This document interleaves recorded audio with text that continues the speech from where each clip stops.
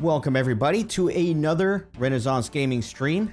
Looks like there are 0 of you, so I'm talking to myself. That's okay. You know the drill. This is a live stream for the grinding portion of RuneScape, so I'm just going to be quietly skilling unless any of you come in the chat to talk. I'll be happy to interact with you. That's part of the fun. So as a reminder, it is a 100% playthrough, so I'm trying to show as much as I can. So for this stream, what I'm going to be focusing on is grinding my agility levels here at the Canifis rooftop course, which is over here. If you're watching the episodes, I did the Priest in Peril over here last time to gain access to this region. So again, goals for this stream is probably going to try to be 50 agility or so. And then the other thing is all these citizens here, they have a 1 in 51 chance of dropping a steel axe. So I might grind that a little bit as well, because the steel axe is going to be very helpful for me. So I might do a little bit of combat with these guys. I just have to make sure I have my Wolfbane equipped, or else they can turn into werewolves, which won't be good for me. So let me turn on my agility thing here, and then we will begin this grind. All right, let's do it.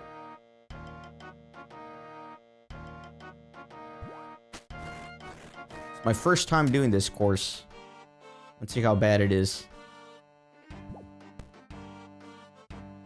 Apparently, this is the best place to get the Marks of Grace, though. In fact, most people recommend you stay here until level 60 agility, even though once you hit level 50, you can go to Falador and get more experience there. So I haven't decided what I'm going to do yet. I might go straight to Falador.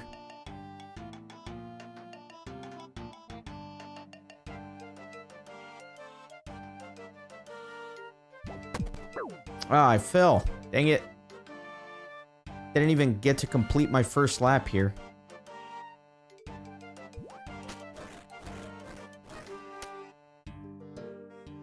Yeah, if you fall, you miss out on the whole lap experience. That's unfortunate.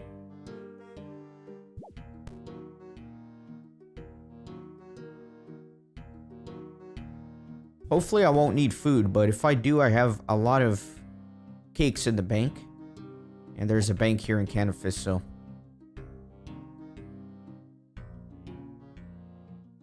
It's a weird animation.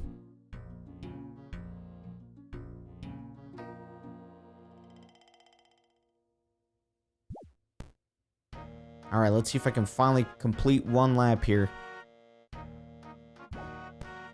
Nice. Okay, so 175 experience for one lap. Yeah, it's going to be a long grind for sure. Oh, by the way, I do want to mention that in the first stream I did disconnect. My internet was having issues, and then YouTube just automatically stopped the stream and cut it off. And apparently that's a setting, so I fixed that. Shouldn't happen. I messed with my internet. It should be much more stable, but just in case I do disconnect, don't go anywhere. The stream's not going to stop or anything. And I'll be reconnecting soon. You'll know when the stream is ending because I'll announce it. I won't just randomly leave.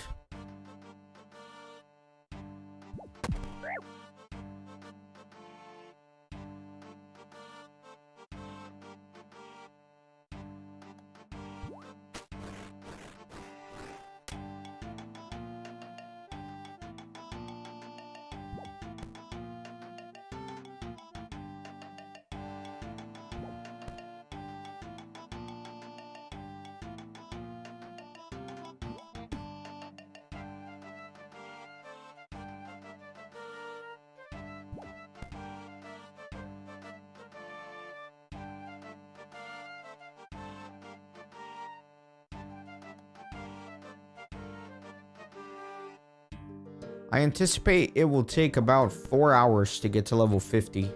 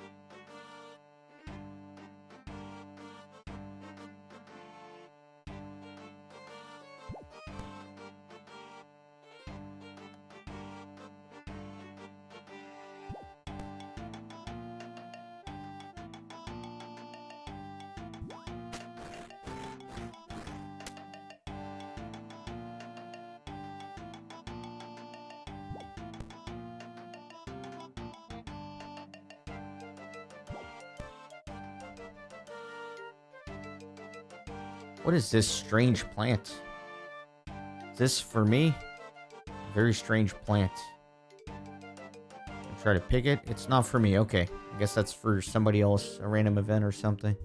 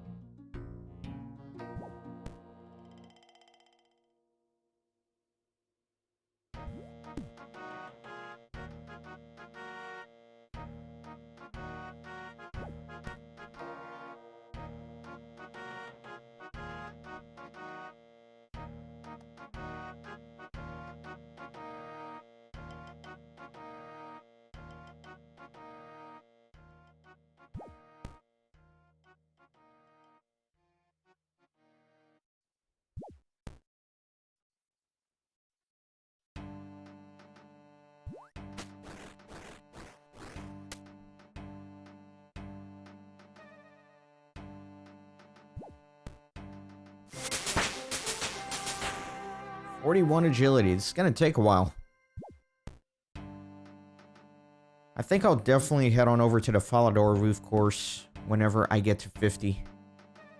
Because I'm going to have to grind agility anyway, so it doesn't matter if I'm getting the marks a little bit slower.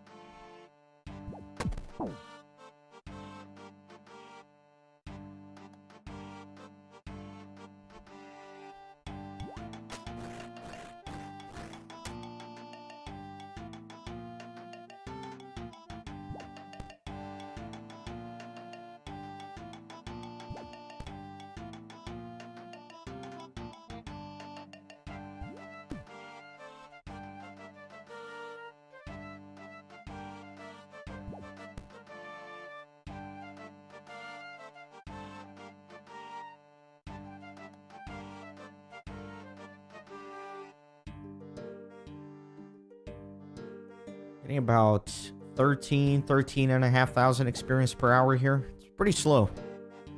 But what are you going to do, you know?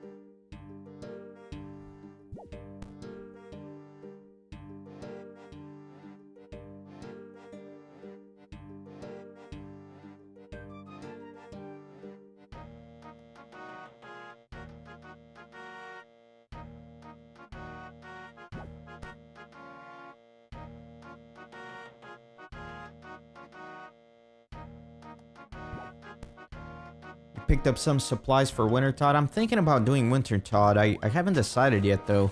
It just seems like everybody goes down that route with an Ironman, and I kind of want to do something different, but it seems very advantageous because you can get all sorts of supplies doing it. So I don't know. The only other problem is that if I want to do Wintertod, I should decide sooner rather than later, because if I start getting my HP level up too high, then my food cost for doing Wintertod is going to be higher as well.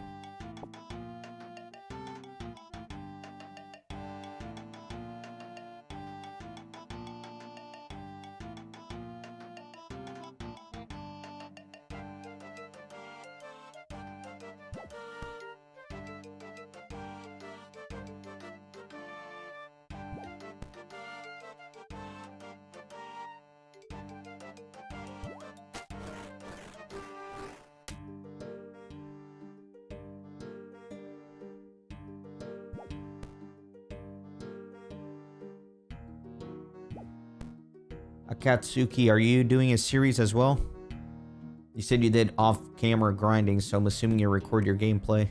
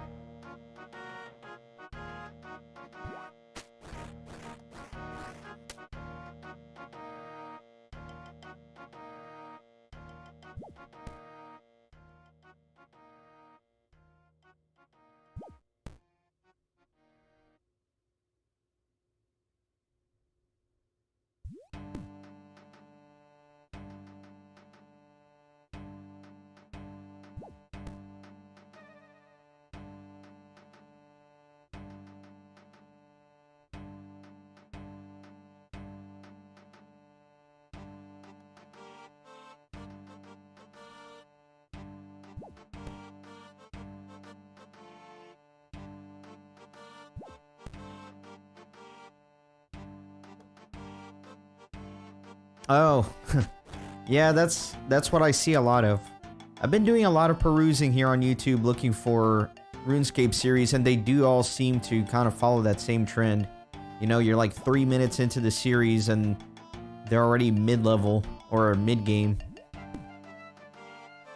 So that's why I'm trying to do something completely different with this. I'm literally taking you guys through the whole game.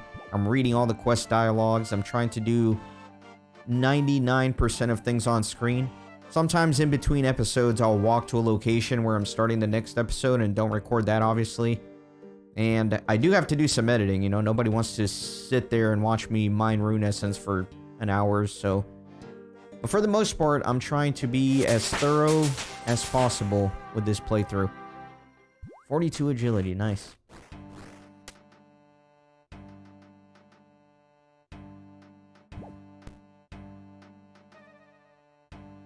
I think that's one thing that's definitely missing in the old school RuneScape content market, is just a very casual, laid back, no rush playthrough. That's another reason why I'm not sure if I do want to go do Wintertod, because again, that's kind of like what everybody does. But it is so beneficial, you know, it's a hard decision to make.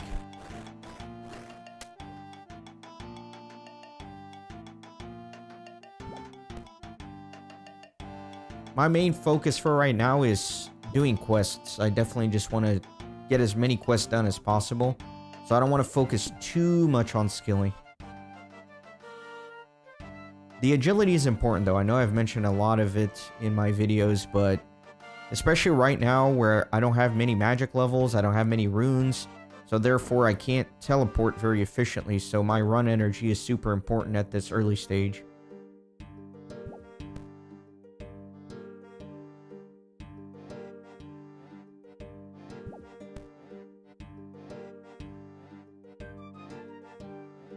Yeah, that's true. I've only been looking at videos, but I'm assuming most people who are making those videos are also streaming most of that behind-the-scenes stuff, so.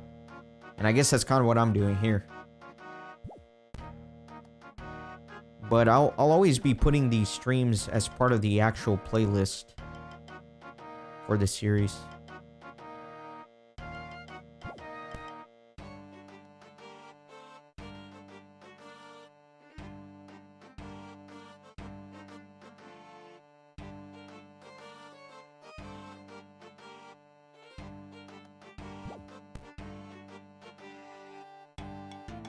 I mean, I'll be fully honest, this is not the most thrilling content, you know, watching me do this Canifis course over and over again for 4 hours or however long I'm going to be here, but it's still here for the record, you know, and people who hop in during the actual process of me recording it, I guess it's pretty fun.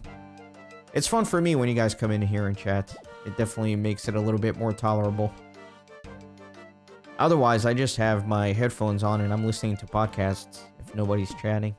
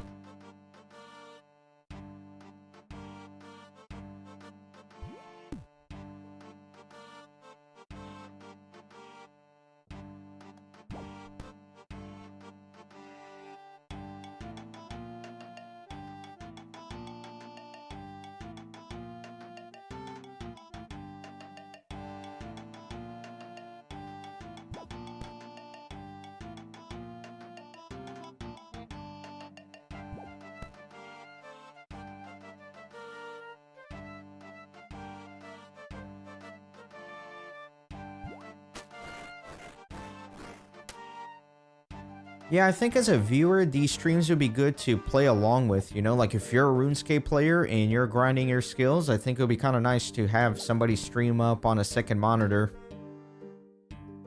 That's how I'd watch it anyways. Like right now, if I wasn't streaming myself, maybe I would have somebody who is streaming up on my second monitor.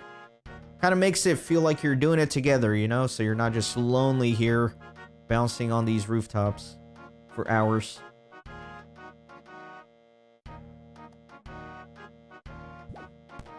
Maybe there will be more banter for people to listen to once this series picks up a little bit. I just started it, what, like a week ago, I guess? Maybe if I continue doing it for a few months or years, it'll build up an audience. That's what happened to my Lord of the Rings Online series. I'm like 800 episodes into that, and in the beginning, nobody would watch that. I'd get like 4 or 5 views, but I just kept at it, and years later, now most videos get at least 100, 200 views. There's a pretty good following there, so I think if I keep going with this, which is definitely my intention, I don't plan on stopping it, over time the audience will build up and these streams will become a little bit more active.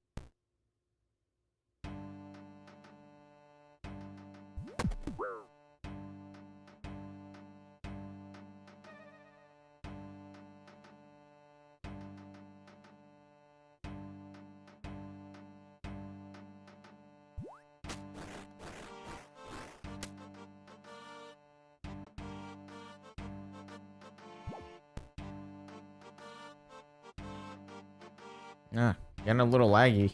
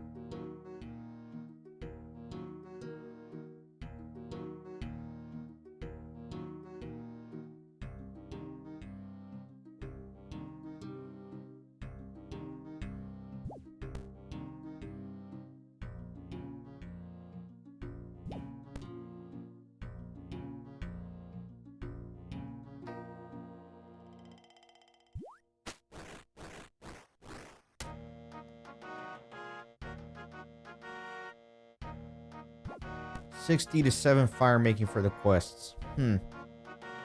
Is Winter Todd all that great? I really haven't looked into, you know, actual other opportunities to raise my fire making. Let me talk to Miles here. This is a bowl. Got a sapphire. That'll be useful, I guess. Need to make an amulet of magic eventually, so I'll need a sapphire for that. Yeah, is it even worth doing fire making any other way besides Winter Todd? Because I guess not only do you get really good experience there, but you also get the rewards, so I can't think of a better way to do it. But I played the very simple version of the game back in the day. They didn't have like all these mini games. The only way to raise your skills back when I played was just the old-fashioned way. Like you go next to a yew tree and you just sit there forever.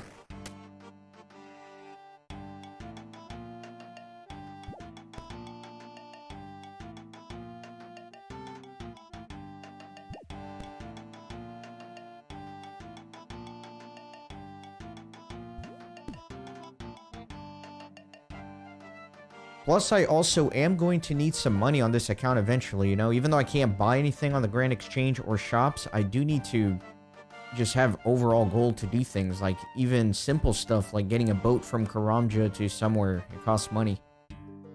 I think I have like 50 gold in the bank, which is a problem. I was thinking about even doing agility pyramid during my agility grind to make some money. But then I thought, I can't even get a water skin if I'm not using shop, so I don't know how to get a water skin without buying one at the shop. I'd have to look that up.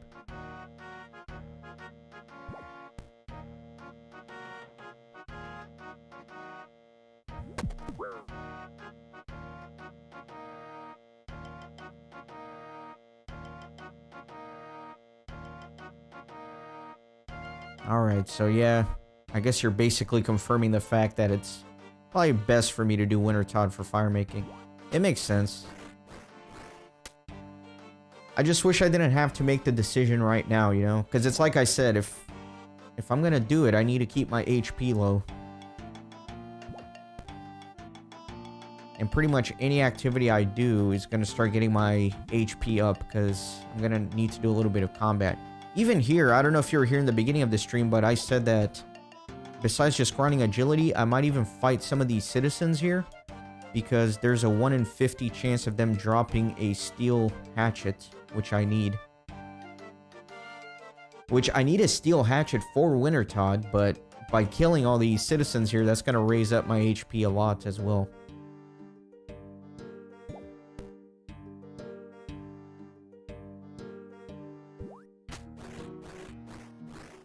There's so many ways I could go about it. You know, I could raise my smithing and make my own steel hatchet, but then that'll kind of take me a different direction. It's been very challenging trying to figure out how to do this without using a shop. Because even getting a simple item, there's a bunch of different ways to go about it, and depending on which way you pick, that kind of changes your whole trajectory.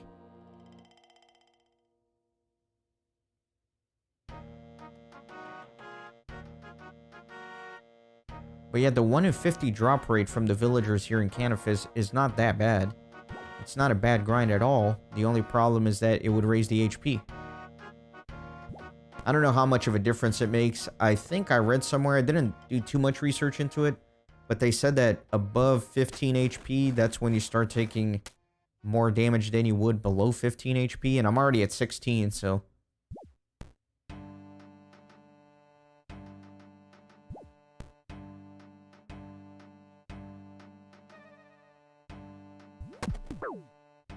High HP is miserable. Yeah, I could definitely understand that, especially in an Ironman situation where you can't just buy a bunch of food at the Grand Exchange. So yeah, maybe I've just been trying to avoid doing it at an early level and trying to justify it, but the more I think about it, the more it seems like I should just do it, at least a little bit.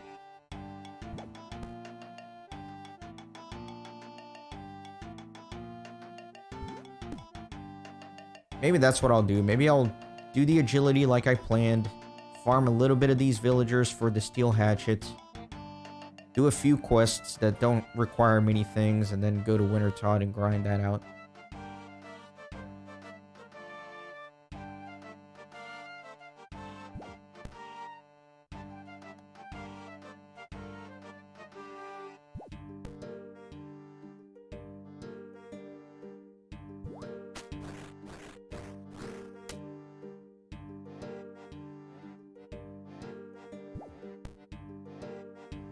The other thing I looked into when I was researching was the Arceus library minigame. I had no idea that existed because I was trying to figure out how to raise my magic and how to get runes for teleportation, like law runes and stuff like that. And it seems like that library minigame, I can get a lot of early level magic experience without having to use runes. And then there's that other minigame. I forgot what that one's called, but it's the one where you can get a bunch of rune drops.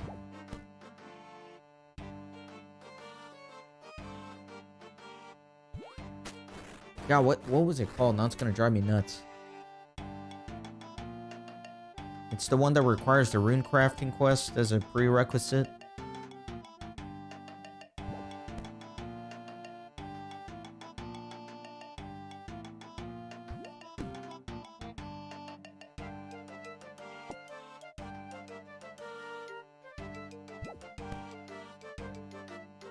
Yeah, because overall, the things that I think I should focus on is transportation in this early game. That's why I'm getting the agility, so I can get the good stamina, run around more efficiently, get the full graceful set. And then the next thing I think I should focus on is unlocking teleports. And really the best way to do that, I think, is to get my magic level up a bit, and then farm some law runes somewhere. I think those two things should be priorities.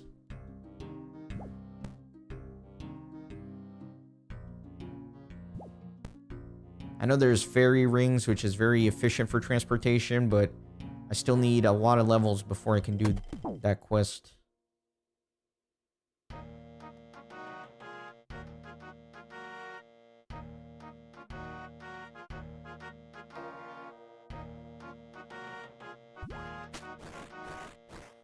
Yeah, I did look at some guides online that showed you how to do it with the RuneLite plugin.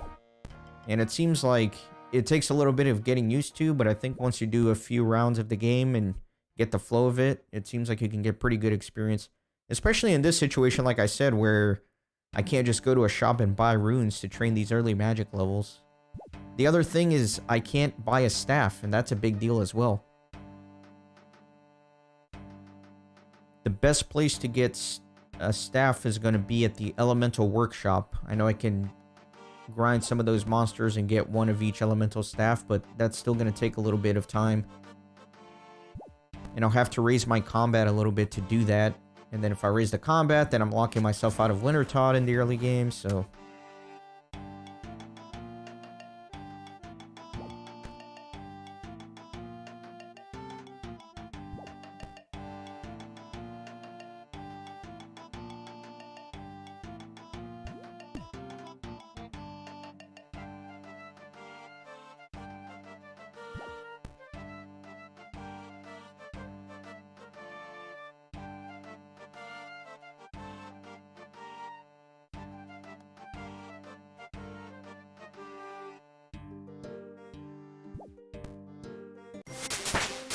$43. 7 more. Yeah, I think for the purpose of this stream, I'm probably just gonna go all the way to 50. May or may not get a steel hatchet.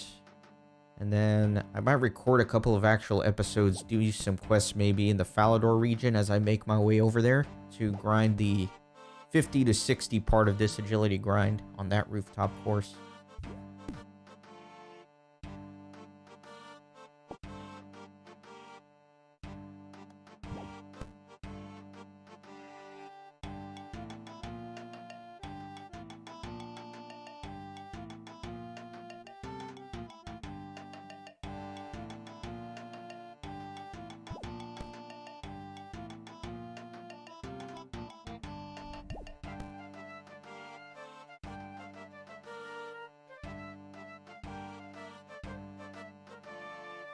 Guardians of the Rift. That's the name of the minigame. Yeah, Guardians of the Rift. That seems like a great place for somebody like me to get a bunch of runes. Especially law runes. Those are going to be very important for transporting.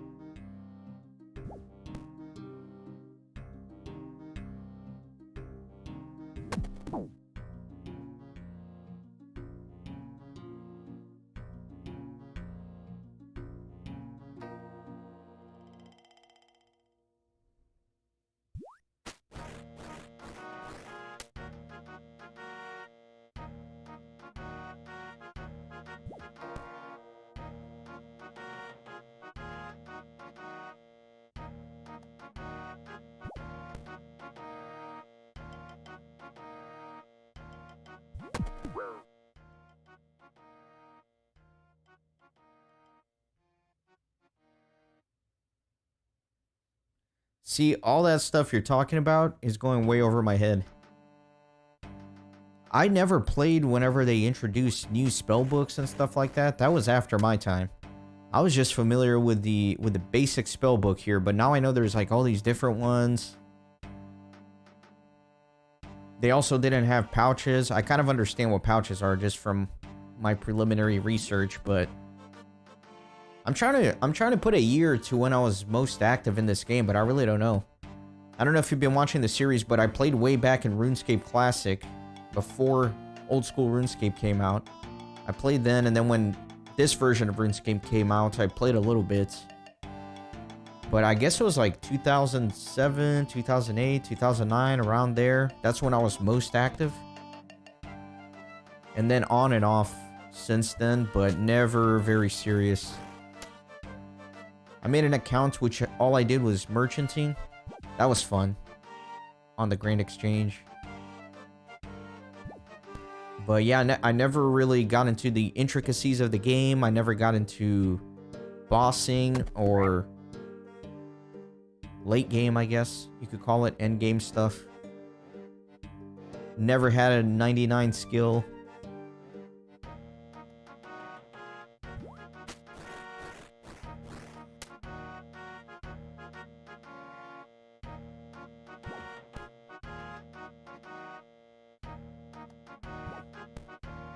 Yeah, I know you only have to start that quest, but I think the prerequisites to even start that quest are other quests that have a bunch of...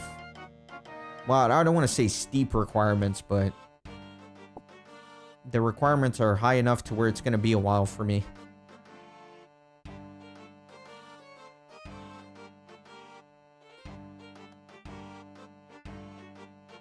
Oh yeah, I remember the old school trading, you know, where you had to stand outside of... I think it was outside the Varrock Palace was where everybody traded. You'd have to go to World 1 outside of Varrock Palace, and everybody would be there spamming what they're selling and buying. And about half the people out there were scammers. The classic scam was where they would get multiple accounts. So they'd set up like 3-4 people in one corner, all spamming like buying full rune for 300k or whatever. And then one guy in another corner was saying selling full rune for 100k. So you think you could just buy the one for 100k and go sell to the people that are wanting to buy for 300, but they're all in on it. And you actually overpay for the 100k set or whatever. That's just an example with random numbers, but I remember that very distinctly.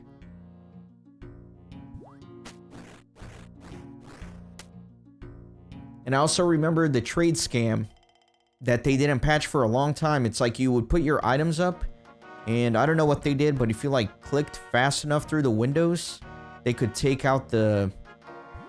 they could take off their item before you could cancel the trade, so you'd essentially just give them free stuff. I remember that was a very active scam, and it feels like it was available forever before they ever fixed it.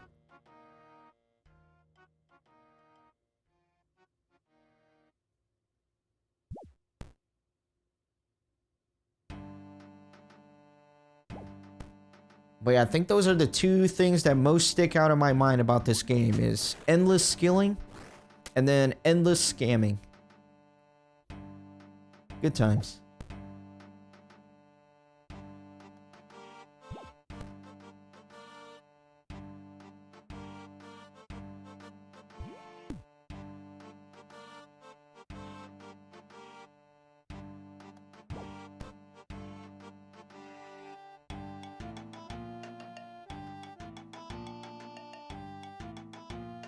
I kind of agree with you that it was a little better before the Grand Exchange. I certainly understand the Grand Exchange and the necessity of it and how it does make the game a lot better and easier to play. But there's something kind of romantic about old school trading, you know, where you actually have to make your way down to the market. You have to find a way to advertise what you're buying or selling. Everybody's going nuts. It's kind of like the New York Stock Exchange. Everybody's yelling on top of each other, trying to get a good deal. There's something kind of romantic and fun about that.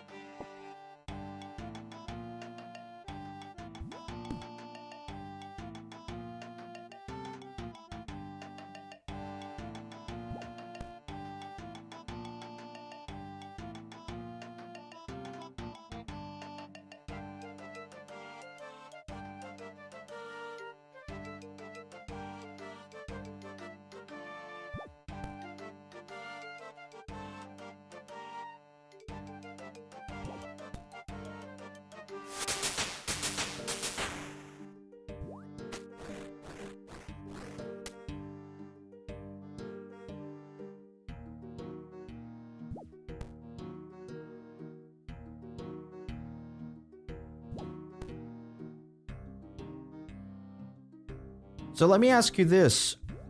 How high can my HP be for me to use cakes in winter, Todd? Like, what's the highest you think I can get my HP before cakes just aren't going to cut it anymore and I have to get better food? Do you have any opinion on that?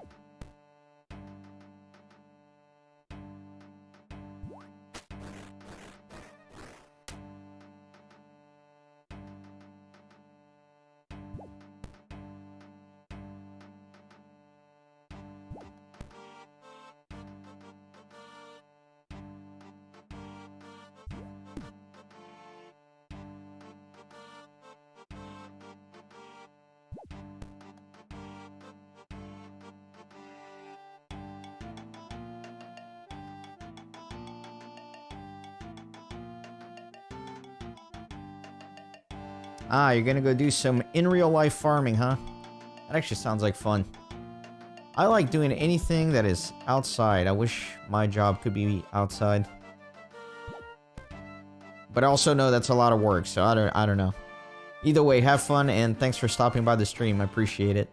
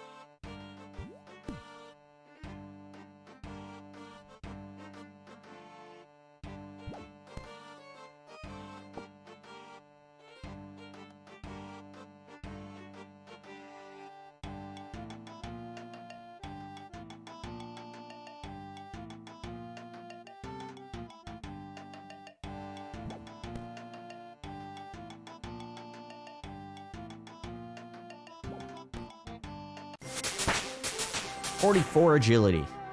6 levels to go.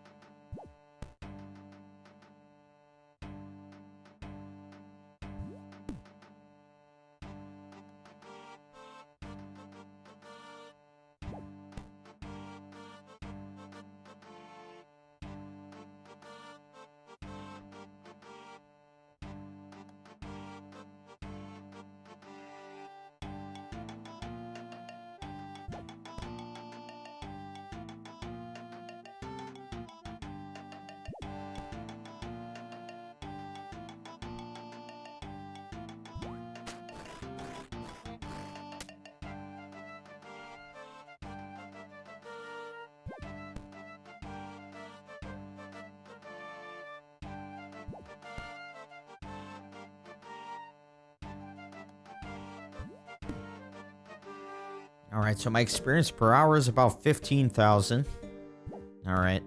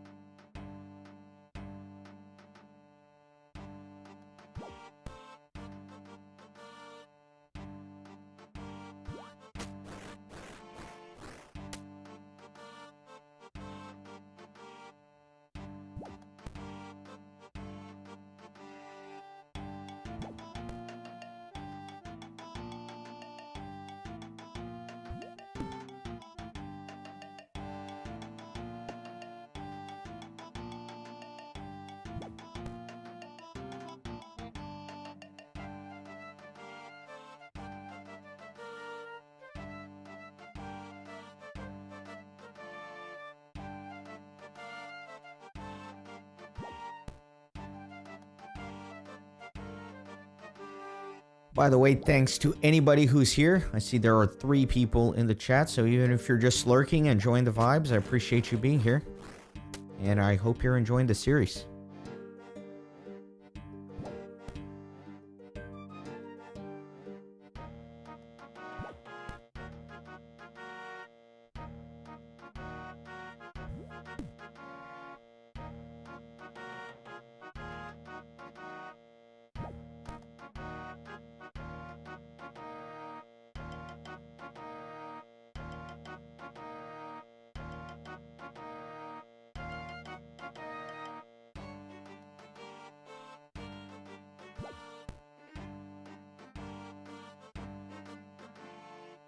Also, by the way, I do have some alerts set up in case things happen. So, for example, like if somebody subscribes to the channel, we'll get something like this. Forgot to mention that at the beginning of this stream.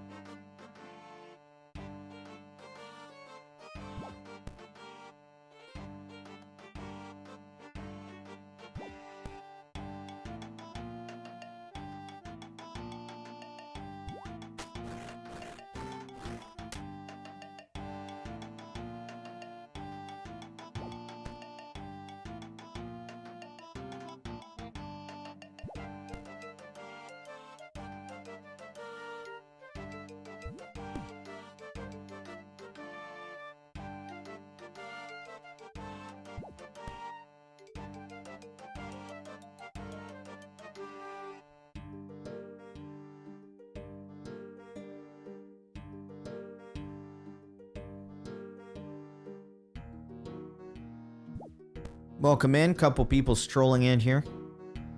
Feel free to just lurk and relax. I'm just grinding some agility.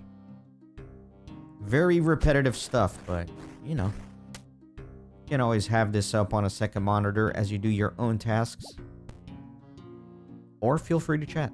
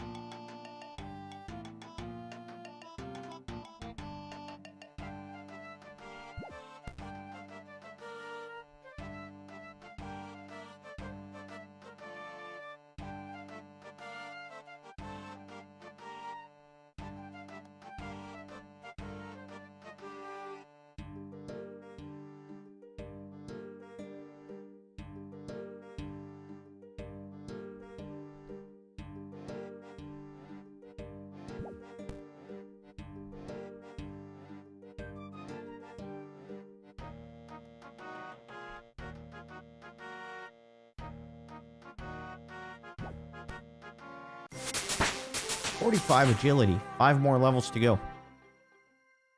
I was hoping to get to level 50 within 4 hours of the stream, and I've been live for an hour 47 minutes. So I don't know. I don't know if I'll be able to do that, actually. I think it might take me a little longer. Well, technically, I've only been live for about an hour and a half, because usually the first 10 minutes of the stream is like the pre-stream loading, just to give people a chance to get in here, so I guess it's taken me about an hour and a half to go from 40 to 45. So yeah, maybe 2 hours and a half sounds about right to get to 50. We'll see.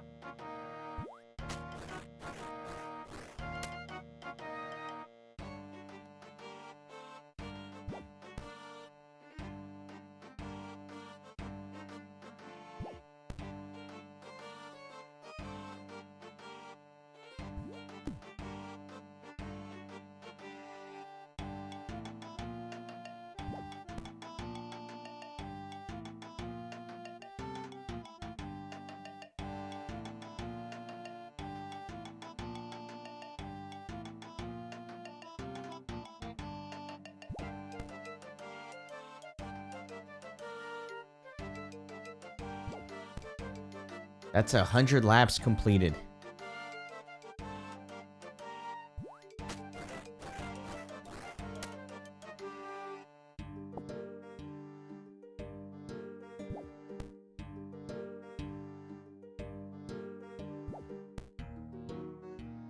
I am getting some pretty good marks of grace here. I have a stack in the bank. I forgot how many I have in there, but I need 260 total. It'll take a while.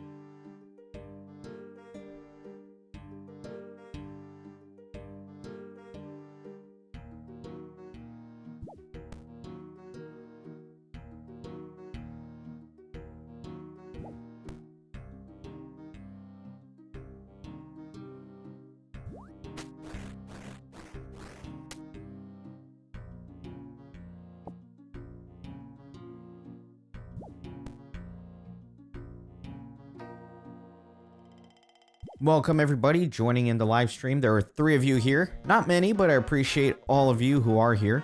Even if you're just lurking, have this on the background, enjoying the cozy vibes. I do appreciate the support. I'm being fairly quiet just because, you know, I'm just grinding agility, but if anybody wants to chat, that's fine. I am here. I just like to occasionally throw my voice out there for people who are joining the live stream. Otherwise, it may seem like I don't even have my microphone turned on.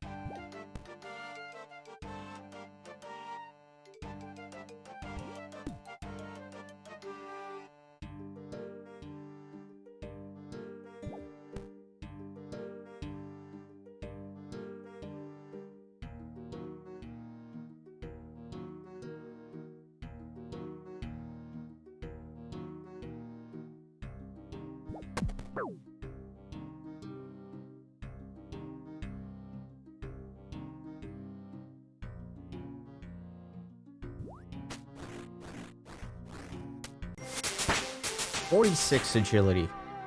Very good. 4 more levels. Still trying to decide if I want to kill some of the citizens here for that steel axe. I think I'll probably do that because I looked it up and there's really not a better place for me to get a steel axe since I can't use the shops. The only other place that would be better would be if I smith it myself. It will require 31 smithing. That's kind of steep right now. So I think it's best if I just get it here. Might as well get a little bit of combat training as well.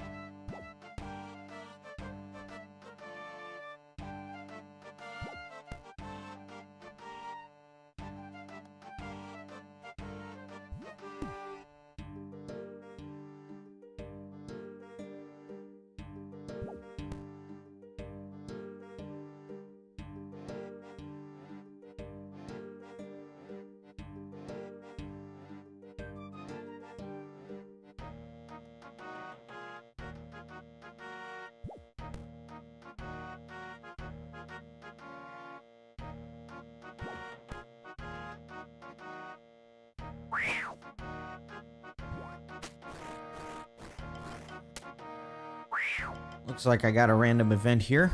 Talk to Evil Bob. Do you want to meet my pet? His name's Pete. Or has this amulet of human speak broken again? Yes, that seems like a good idea.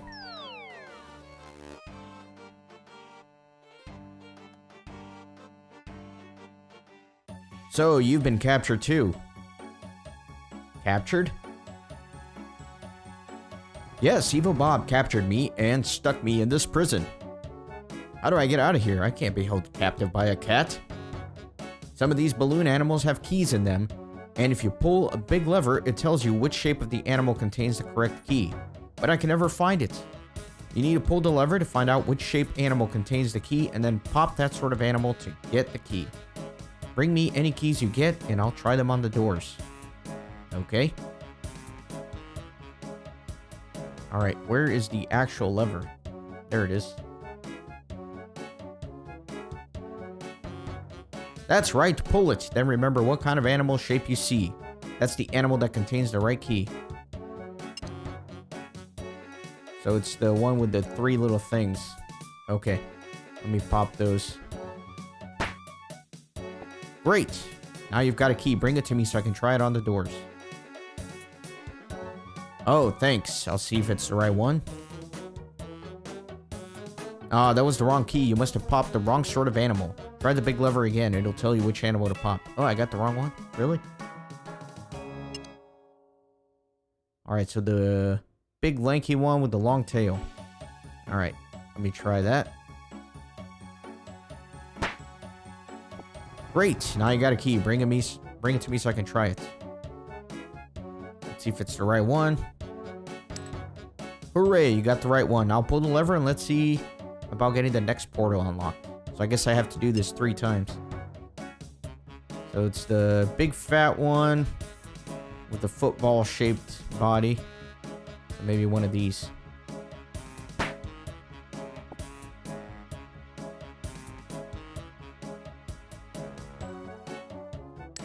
Very good. I just need one more portal. And again, big lanky one with a 2-piece tail. Let me see if I can find one. This guy right here.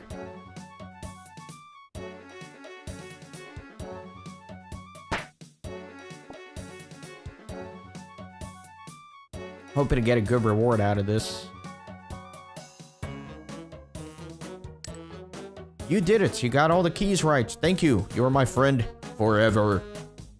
Let's get out of here before that cat notices. Do I just leave? Yeah, I guess so. You quickly escaped the prison with Pete. Thanks a lot for your help. Here, have a present. Thank you. See you around.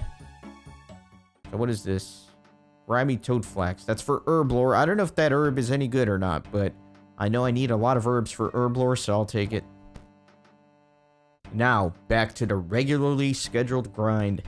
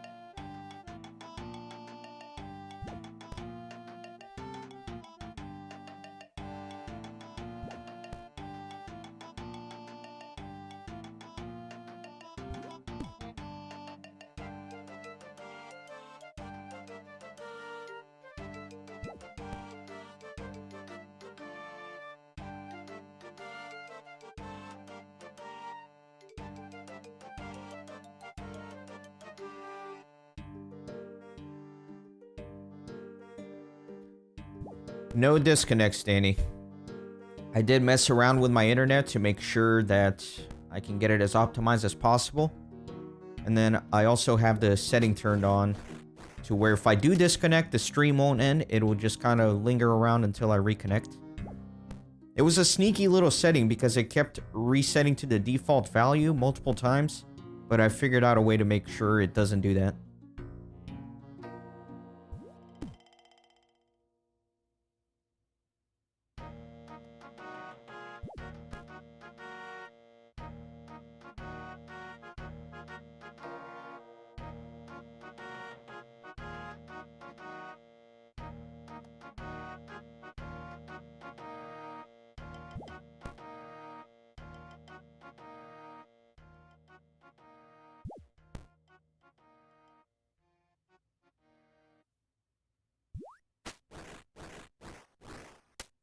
The agility is at 46. 7 more laps and I'll have it at 47. And then in terms of marks, this is my 40th one, but I also have a stack in the bank from the last time I was grinding agility. I forget how many I have. But it's getting there. I need 260 total for the full graceful. And then besides that, I've gotten a couple of random events. Got a sapphire from Miles and then 6 herbs from an Evil Bob event. Otherwise, not much happened. Just going round and round.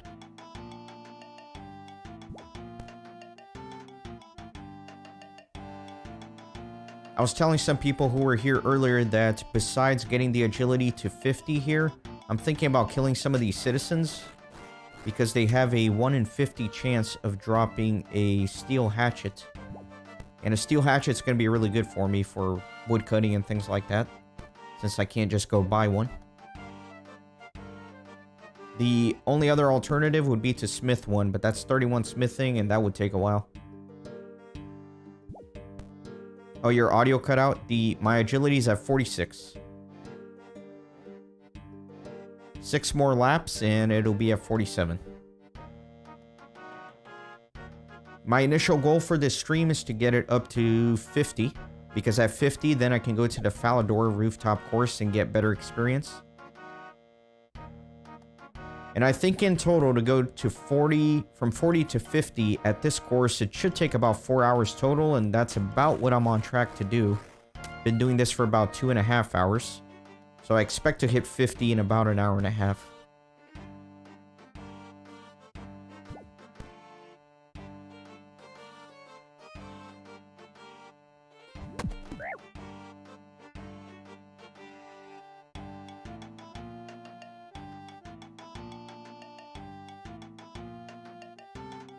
I've gotten 40 marks since I started the stream.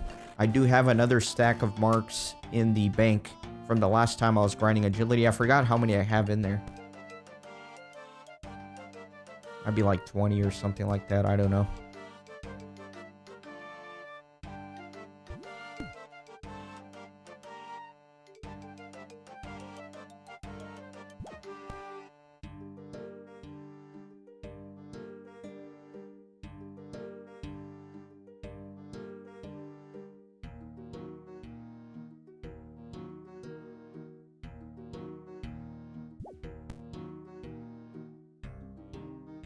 I should have withdrawn the marks just so I can keep tabs on how many I have. You know what? I completed a lap. Let me actually go withdraw them. Just so I kind of know.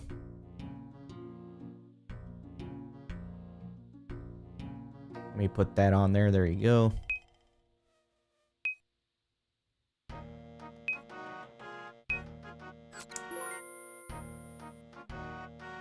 Okay, so where are my mics? 43. Okay, that's a lot more than I thought I had.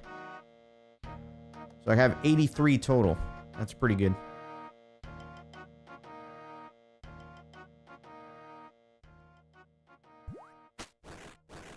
Yeah, no worries, Danny.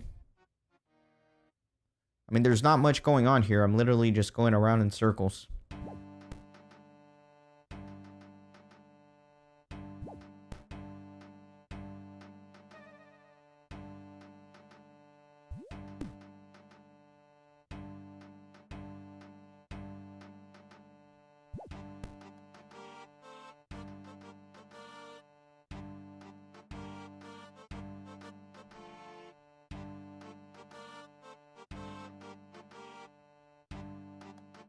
Yeah, for the full graceful set, you need 260 marks.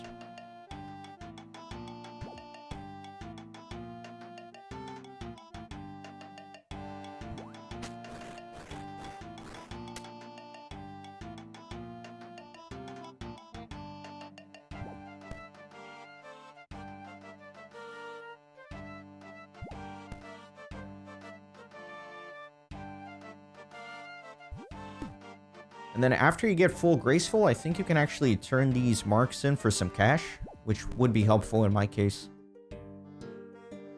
I don't have any money, man. That one episode, I think it was episode 6 of this series, where I went to Ardone. It cost me a lot of money to take those ships and basically depleted every last gold I had. I think I have like 50 gold in the bank or something. I was telling somebody who was in here earlier that I was thinking about doing the agility pyramid as well. In terms of grinding my agility, because you can make a lot of money that way.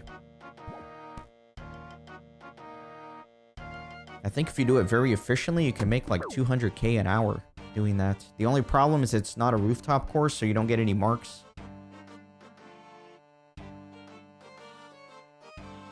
And then the other problem with the agility pyramid is that you need water skins, and normally you just buy them, but since I'm doing no shop, I actually have no idea how to even get a water skin. I'll have to figure that out eventually. Yeah, you're right, I should get my magic up, because you can kind of passively alch stuff while you're doing these agility courses. That would be more efficient. Now, there's also another problem with trying to get my magic up with the no shop restriction, because I can't just go buy runes, so I have to figure out a way to get runes.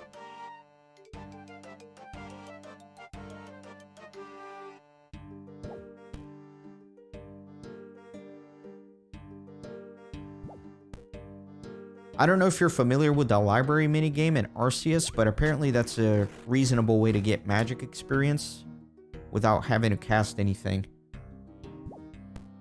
So I might do that. And then there's another minigame. It's like a rune crafting minigame that gives you a lot of runes as rewards, which will be very good for me. The other thing with magic for me is I can't buy any of the elemental staves. So that's a big problem. Like a fire staff, you know, that's like the classic early level staff. You just stack some air runes and mind runes and equip a fire staff and cast fire blast. But without a fire staff, that's difficult for me.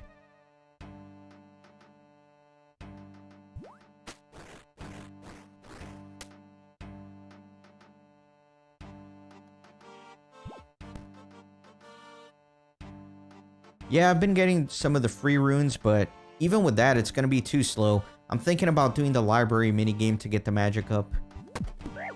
I can't buy the fire staff because I'm doing the no shop restriction. Just an artificial restriction for this playthrough, just to make things fun and interesting. So really, the best place for me to get the elemental staves are going to be at the elemental workshop. There are like some level 50, 60 creatures or something like that that have a pretty good drop rate on the staves. But I will have to get my combat up a little bit before I can do that.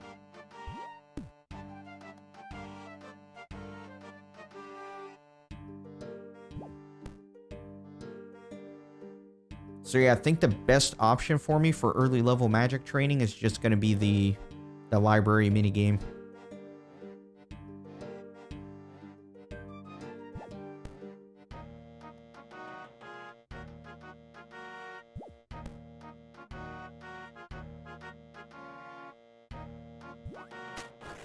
Magic is something I want to focus on after agility because, number one, it will allow me to safe spot a lot of high-level monsters for some of the quests.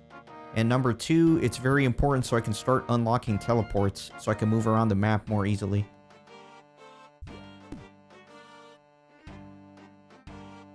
Yeah, the low HP, I just have to be careful with it. It's not that big of a deal. The thing with the HP is that I'm still trying to decide if I want to go do Wintertod. Because that's very good for Ironman accounts. You can get your fire making up very easily. And then you get a bunch of rewards from doing that minigame that really help out Ironman accounts. But the thing is, the damage you take during that minigame scales depending on your HP level.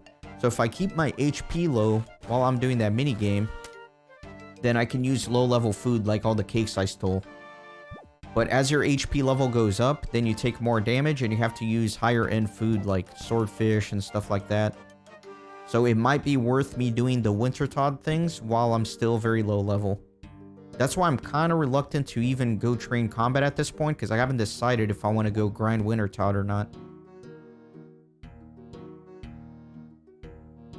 It's not something I want to do, but it's one of those things that the more I put it off, the harder it becomes to do, because I will require the higher level food if I put it off. So I don't know.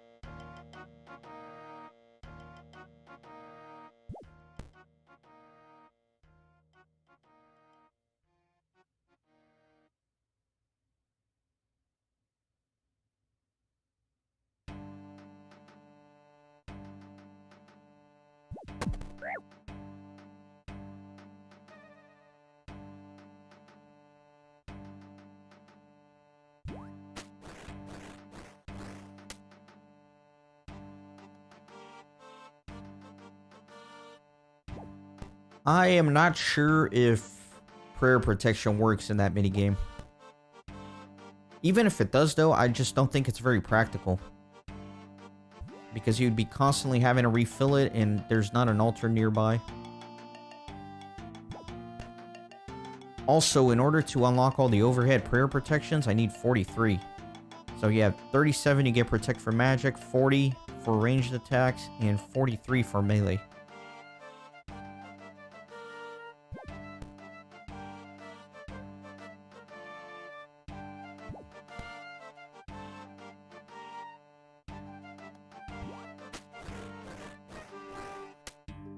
Yeah, I could prayer flick, but even then, I just don't think it's very practical. You see a lot of Ironmen do Winter Todd as like the first thing that they do, because if your HP is low, then you really don't need much. You just take a few cakes with you, and that's plenty of food. But I think once you start getting higher than 15, then you start taking a little bit more damage. And I'm already at 16 HP total. So I really need to make the decision before I train combat any further. However, if I am going to do Winter Todd, one thing I absolutely need is the steel hatchet. And like I said, the two places I could get that at would be killing the citizens here in Canifis. These guys here, they have a 1 in 50 drop chance. Or I'd have to smith it. If I were to get it from these citizens, that's going to raise my HP a lot. Because even if I kill just 50 of them, I think that will give me a lot of experience.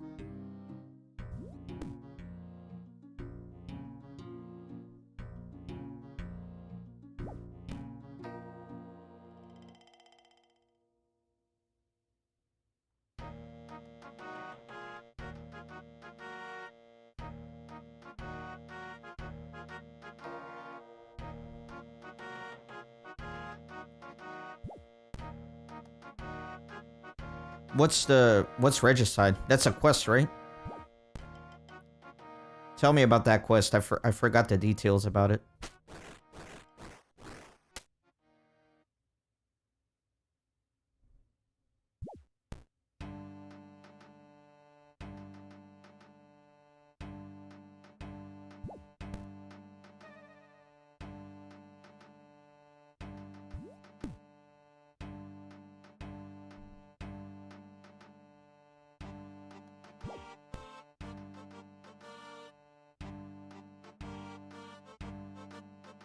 Okay, it's a quest to unlock the Dragon Halberd. I know you're into the aesthetics of that weapon, so... That weapon, though, I think all the combat options that you can set with it, you can't train specific stats. Like here with this weapon, you know, you can train attack or strength or defense, but I think with the halberds and the spears, the only option is to split the XP between all three.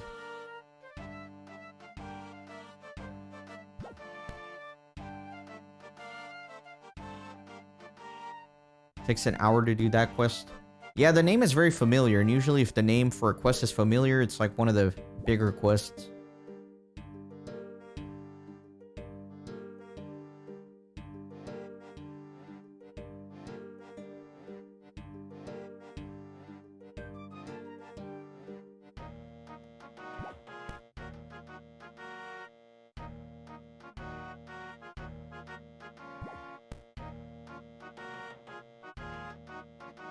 Okay, so the halberds you can still choose, it's just the spears.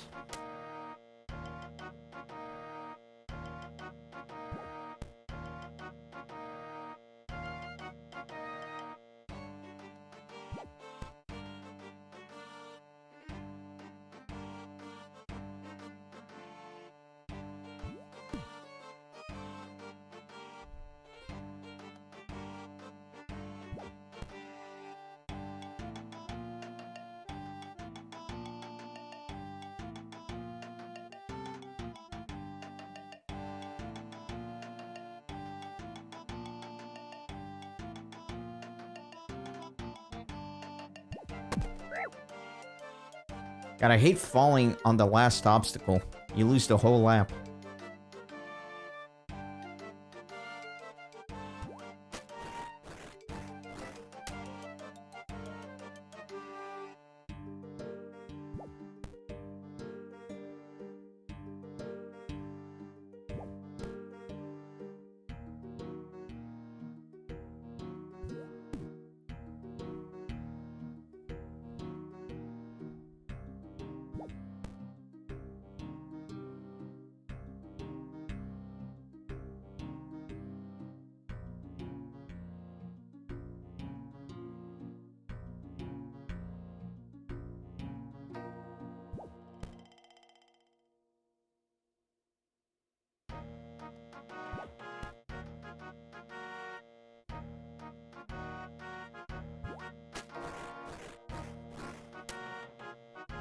What's your agility at?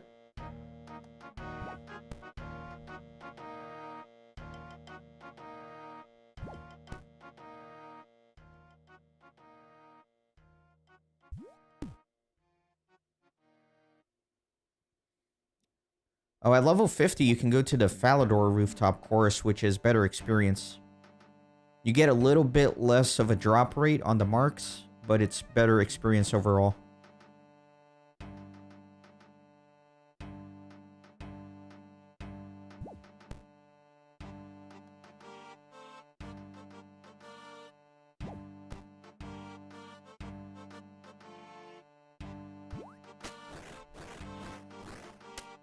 Man, I set up the YouTube chat to show up on the stream with Streamlabs, but it's so delayed. It's like I've already responded to your chat and I just now see it popping up.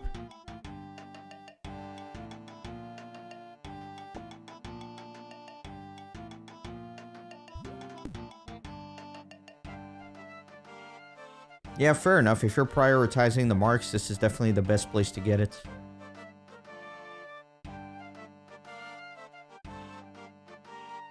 In my case, since I plan on grinding agility out anyway, I'm just going to go to the most efficient area for experience. And I know I'll get the 260 marks anyway.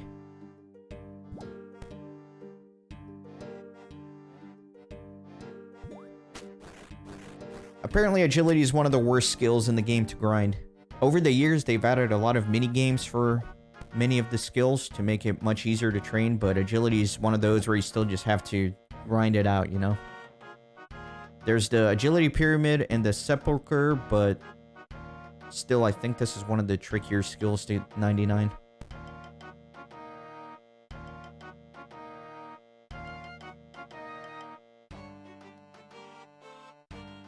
Apparently they just updated woodcutting as well. They added like a forestry thing, so they kind of revamped how woodcutting works. I haven't looked into the details too much.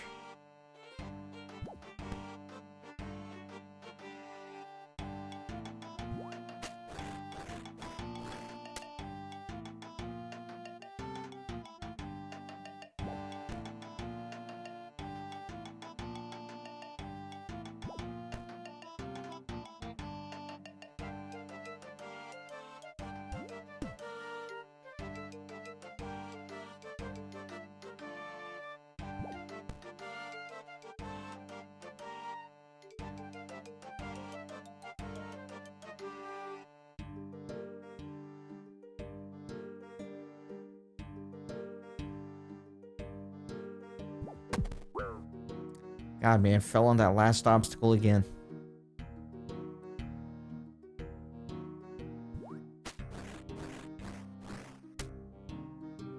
Where can you adjust the screen resolution? Go to the settings, display settings maybe? And then game clients. I don't know. You can play around there, and then also there's the plugin, the GPU plugin for RuneLite. It gives you a lot of options here, like draw distance and a bunch of stuff. I think those are the main ways to go about it.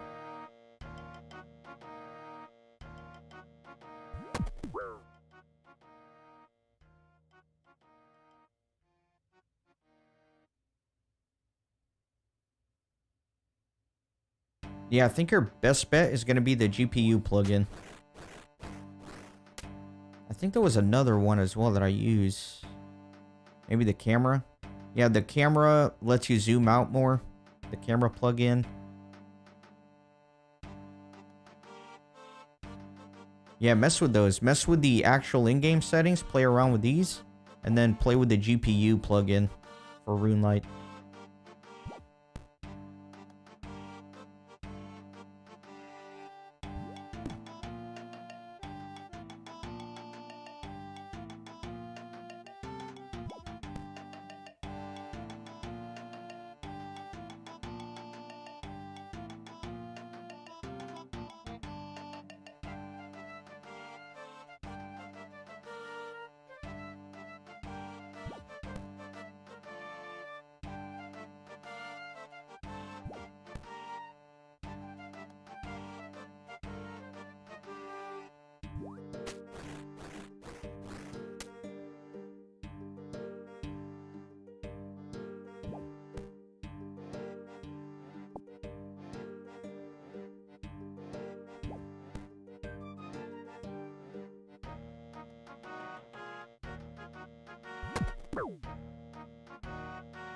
Yeah, I need to get this set up on my laptop too, so if I ever want to stream from my laptop, I can do that.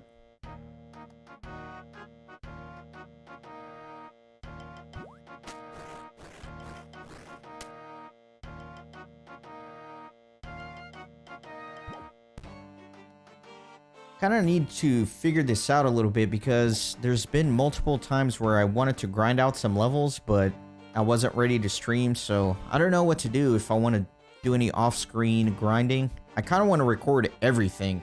So I want to stream all the grinding, but there are a few times where I can't stream, but I want to grind, and so I don't log on. That's been a little frustrating.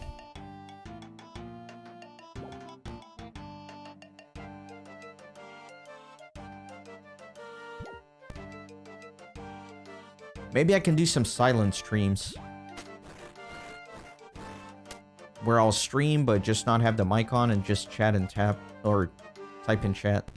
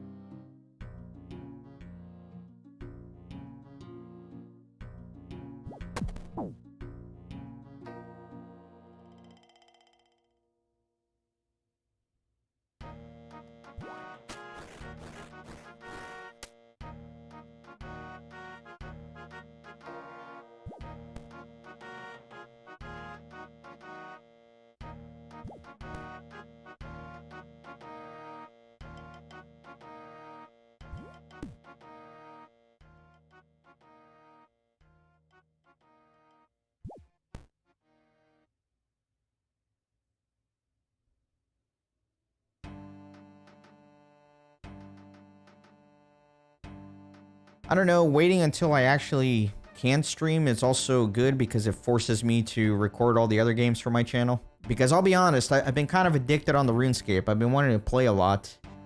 And so that kind of comes at the expense of me neglecting the other things that I'm doing on the channel. And so if I have to wait to be able to stream something, then it kind of forces me to do it. Like the last couple days, I really wanted to play RuneScape, but I wasn't ready to stream, so I ended up recording a lot of Lotro instead, which needed to be done anyway.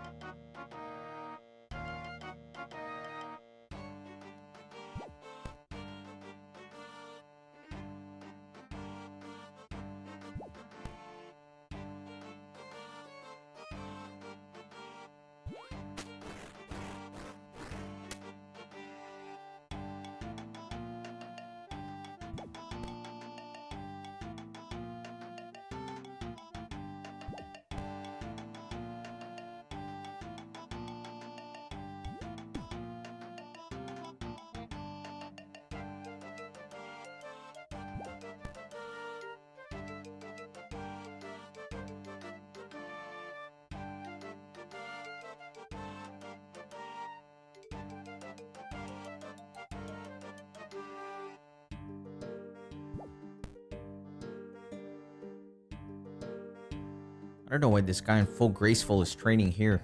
Doesn't make much sense.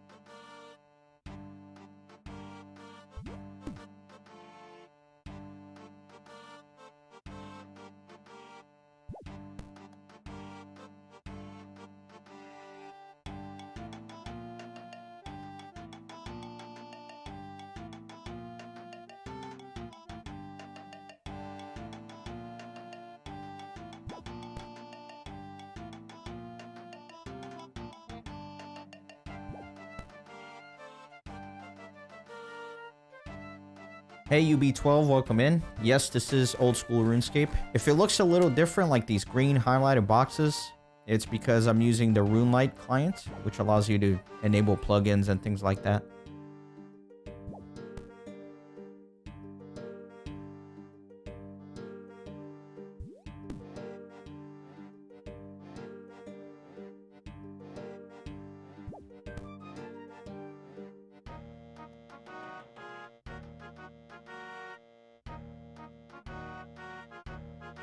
The dead giveaway that it is indeed Old School RuneScape is the endless grinding and the repetitive looping that I'm doing on this agility course.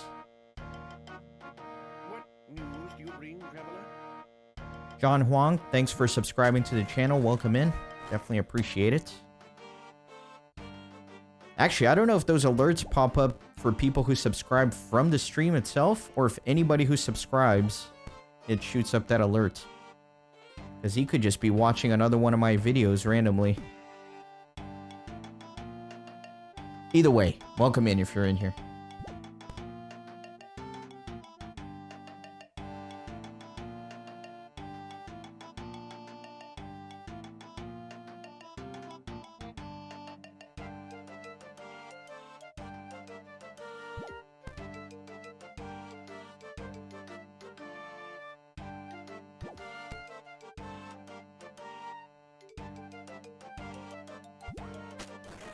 Oh, you just picked up Knights of Honor 2? Man, I had a lot of fun with that game. I kind of marathoned that playthrough. Yeah, it was fun. I wish I would have known a little bit more about the game before I recorded it, because I made some simple mistakes and people kept pointing out in the comments. And it's like I knew after the fact, but...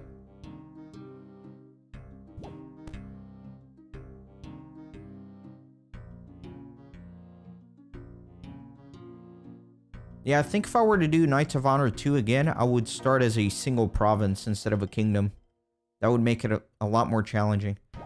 The thing with Knights of Honor 2, though, is once you get to, like, mid-game, it's really just a matter of time. You know, once you make it past the early game and you establish your kingdom, it's really... there's really nothing that can threaten you. You get to a certain point, and it's pretty much given that you will win. It's just a matter of time. The main thing that can mess you up is if your kingdom breaks apart. Like if you die without an heir.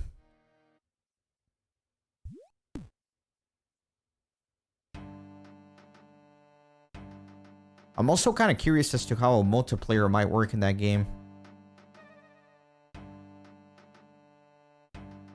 The other thing I wish I did for that playthrough was at least one battle in real time instead of just letting the AI decide the outcome of the battles for me.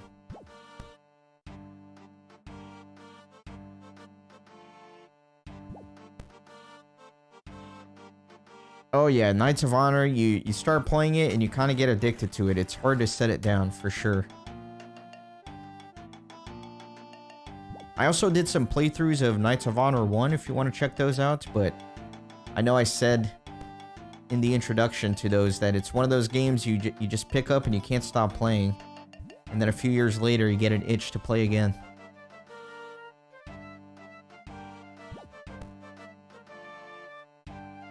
It's kind of weird because Knights of Honor, it's really not that big of a game in terms of popularity.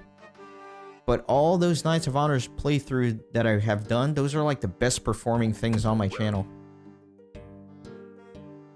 I think my best all-time video is my Knights of Honor 1 Episode 1. By far.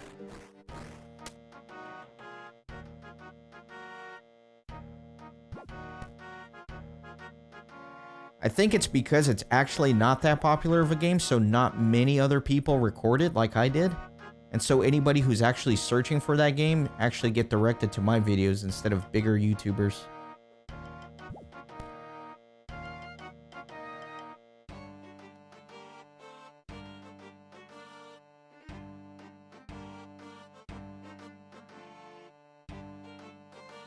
Yeah, so you were looking for grand strategy games.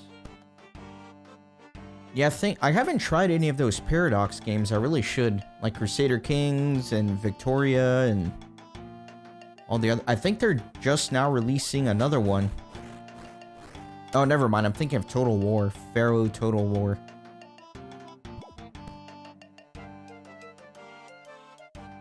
Hey, Matt. Welcome in. Welcome to the stream.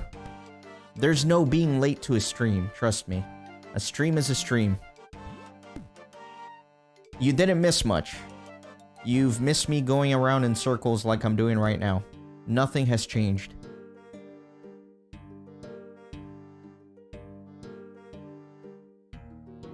Been quiet most of the stream just because there hasn't been many people in here chatting, but it seems like it's picking up a little bit. Maybe people are going on their lunch break, I don't know.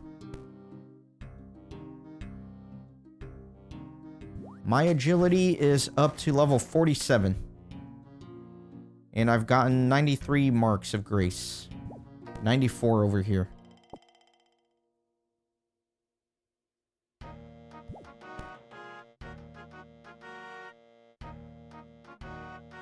Yeah, in terms of commentary and discussion for the live streams, basically I try to give a little bit of an overview of the goals of the stream at the very beginning.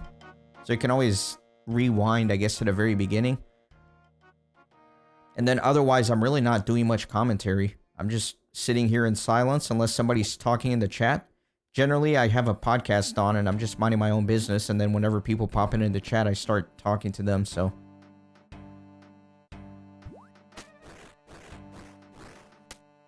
Yeah, the agility's not going too slow. I've been grinding this for about 3 hours, and I started at level 40, so I've gotten pretty good here.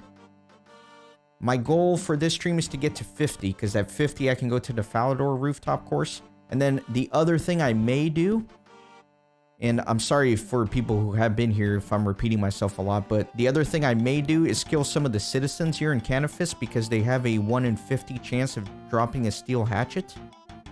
And a steel hatchet is going to be very important for me.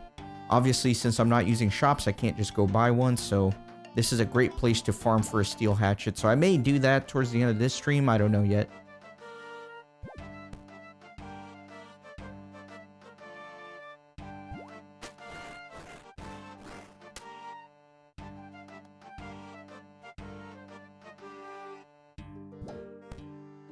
So, UB12, what's your favorite grand strategy game that you've tried?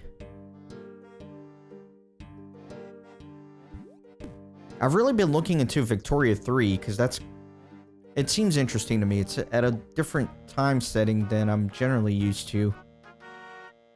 The other classic, of course, is Civilization. I love the Civilization franchise. I did a playthrough of Civilization 4. I meant to do more with that. Like, do more playthroughs at increased difficulty, but just haven't gotten around to it.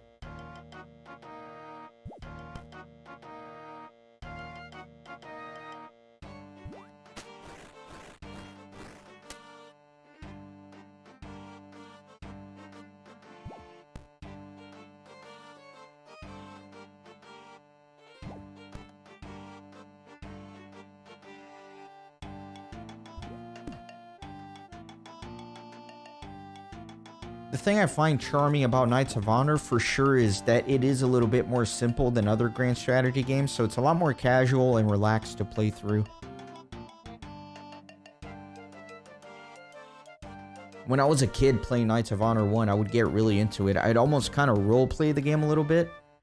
Like, I'd have a Word document and I'd set up like a family tree of all the kings and trace them down.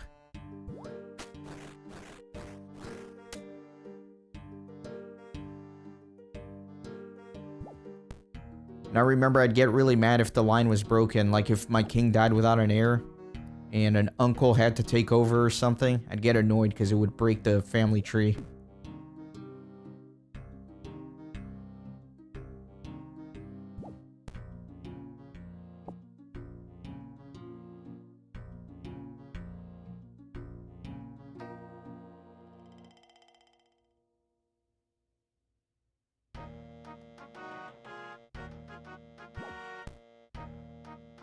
Where are you from, by the way, UB12? And the only reason I ask is because it seems like all the fans that come to my channel because of Knights of Honor, most of them are non-American.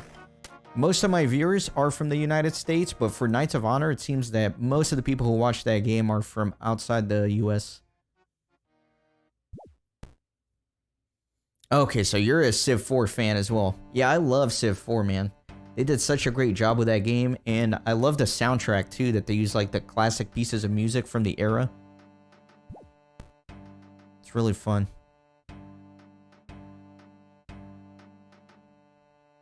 Yeah, the turn-based thing, I think you need some getting used to for sure. 48 agility, nice. Okay, so you are American, North Carolina. It's pretty crazy. Most of the people that watched my Knights of Honor 2 playthrough, they're from Saudi Arabia. For whatever reason, it just went out to that audience.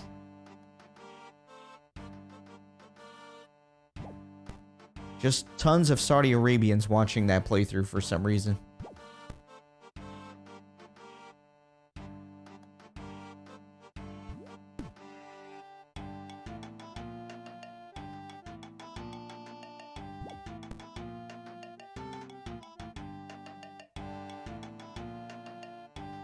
The other thing with the turn-based system in Civ 4, at least in Civ 4, I haven't tried Civ 5 or 6, but there would be some performance issues, like at the late game, when every civilization is super developed and there's a million things going on.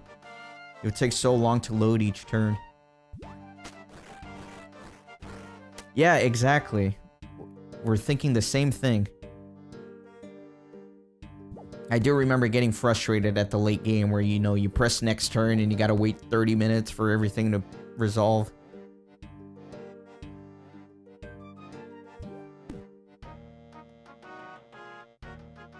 I don't know if they worked on that sort of performance issue stuff for Civ 5 and 6.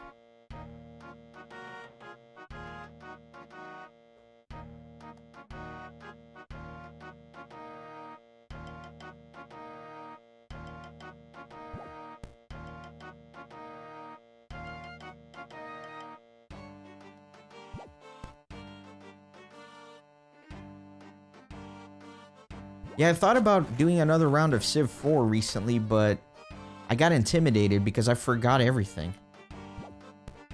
For the original playthrough that I did on that, I mentioned that my goal was to do multiple rounds, like going up the difficulty by 1 each time. But it's been so long that I forgot all the finer details of the game, so it's like I almost have to relearn the whole game again, and that takes a lot of effort.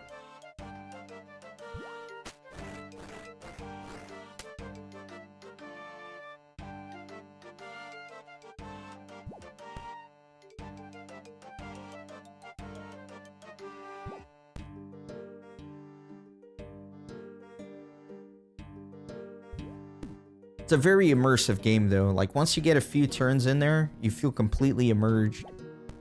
That's what I like about it. It's another one of those games you start playing, and next thing you know, the sun's coming up, and you're like, it's morning already? And then somebody comes in the room, and they're like, not only is it morning, it's a week later, dude.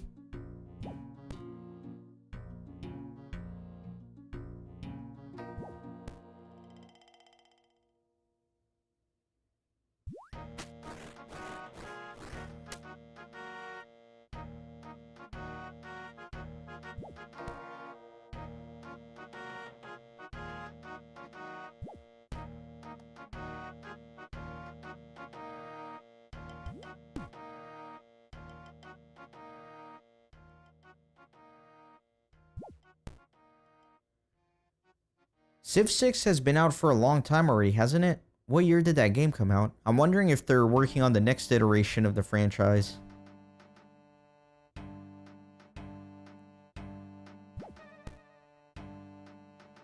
I don't know, it's kind of hard to keep that fresh, you know? You mentioned that it feels similar to Civ 4, and I think once those franchises get to a certain point, it's kind of hard to make it more different than the previous version. Thanks for the subscription, by the way. I definitely appreciate you joining in.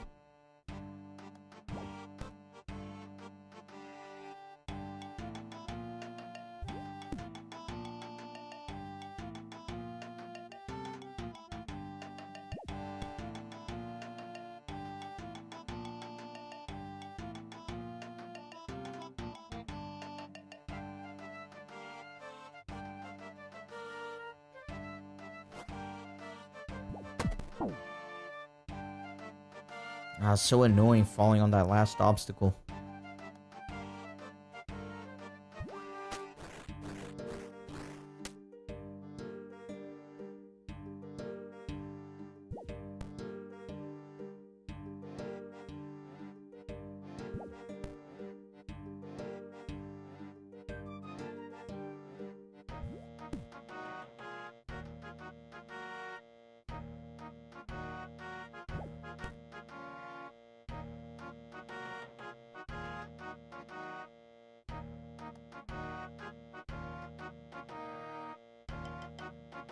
Oh, that's awesome, Matt.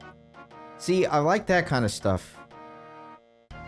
I don't know if you've been following my channel or if the RuneScape thing's what brought you in, but I do a Let's Play of Lord of the Rings Online, which is another MMO. And I get so many comments that playthrough inspired people to make an account or something like that. Those are my favorite comments when I inspire people to play along. So I'm glad this inspired you to do an Ultimate Ironman. Even though that sounds like a nightmare to me, not being able to use a bank. I did want to put a lot of restrictions on this, but the one thing I couldn't do is the no bank thing. I can't do that. That's too much.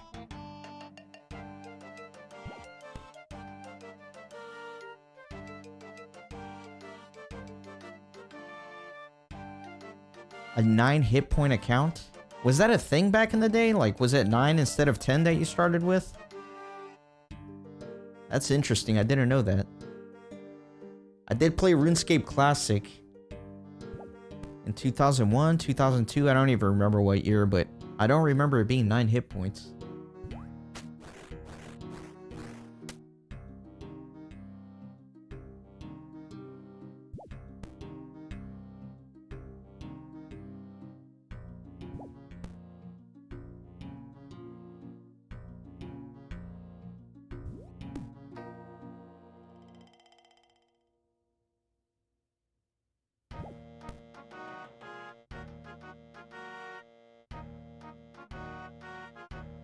I wish I had some screenshots from the RuneScape Classic days. The thing I most remember doing is catching lobsters in Karamja.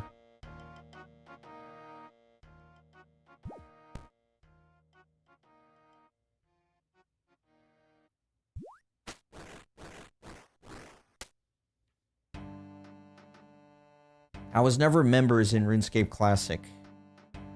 I was always free to play, so it was a long run from catching lobsters in Karamja to bank it somewhere.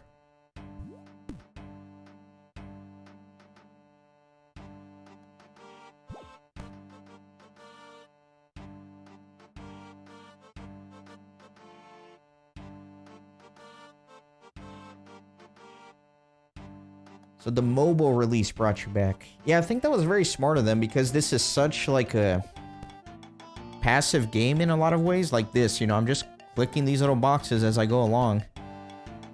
So it's definitely nice to be able to do that on a phone. You know, if you're taking the bus somewhere or you're waiting at the doctor's office, I don't know, you can just grind out some agility levels.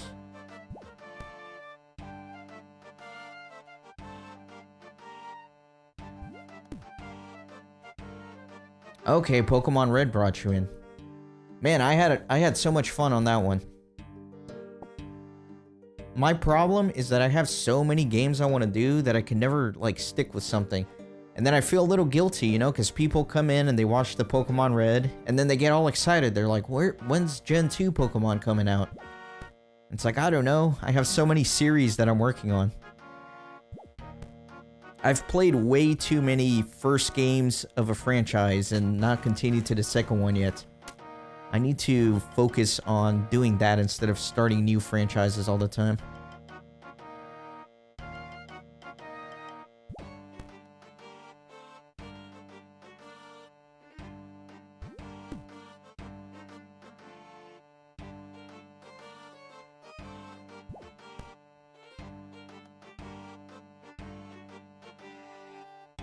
Is it pretty easy to play on mobile? I haven't really looked into it or looked at it, but are the controls pretty intuitive, or do you have to like zoom in and out a lot? Is it pretty easy to play, I guess?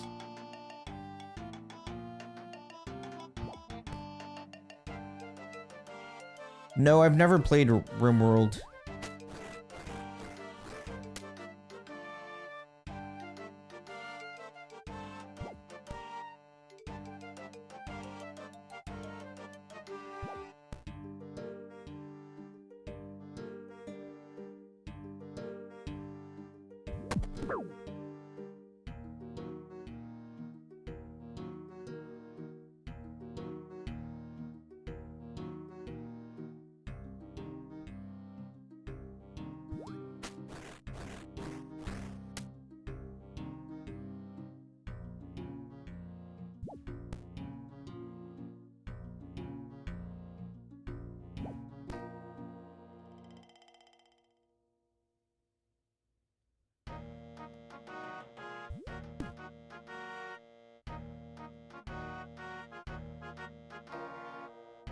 Yeah, I figured if it's gotten good reviews, the mobile version of the game, then it must be pretty intuitive to use. Sounds nice, you know, just grinding out a few levels as you're getting ready for bed, just sitting in bed, playing a little bit.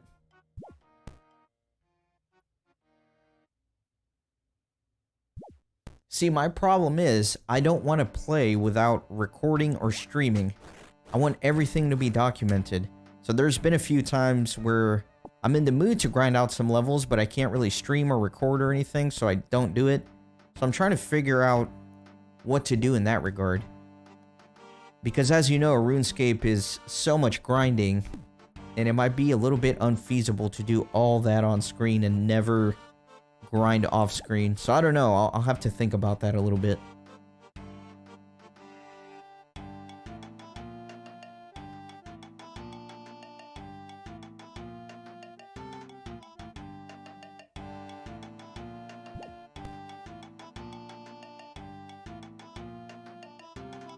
Top-down storytelling game. Yeah, actually, I don't know too much about that game. The name sounds vaguely familiar, but maybe if I saw some screenshots or something, I'd recognize it.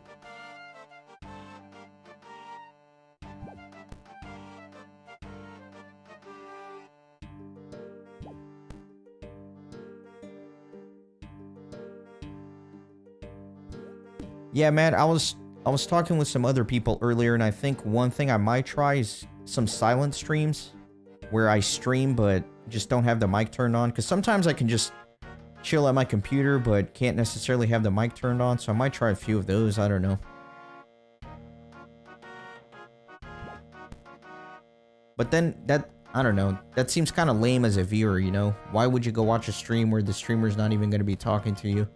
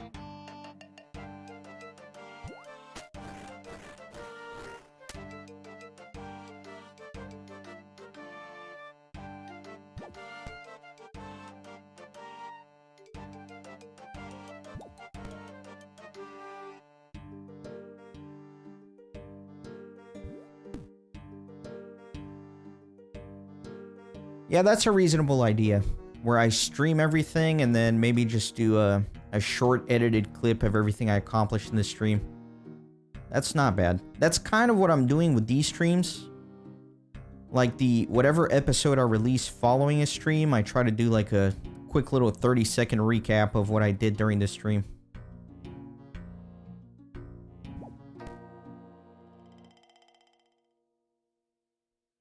Is RuneScape worth getting into at this point? I would definitely say so. It depends on what your goals are.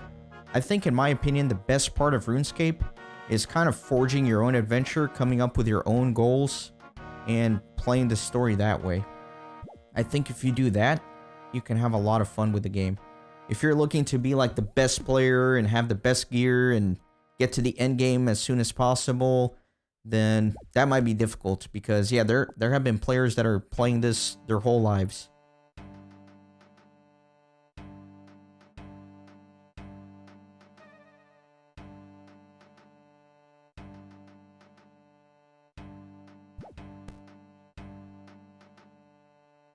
Yeah, that's a decent idea, Matt. The one thing I'm trying to avoid doing is just skipping large sections of the game.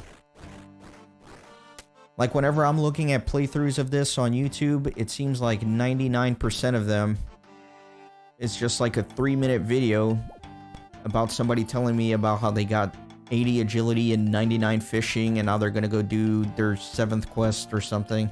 That seems a little lame to me. I'm trying to take a much more laid-back approach and make sure that the viewers are here every step of the way.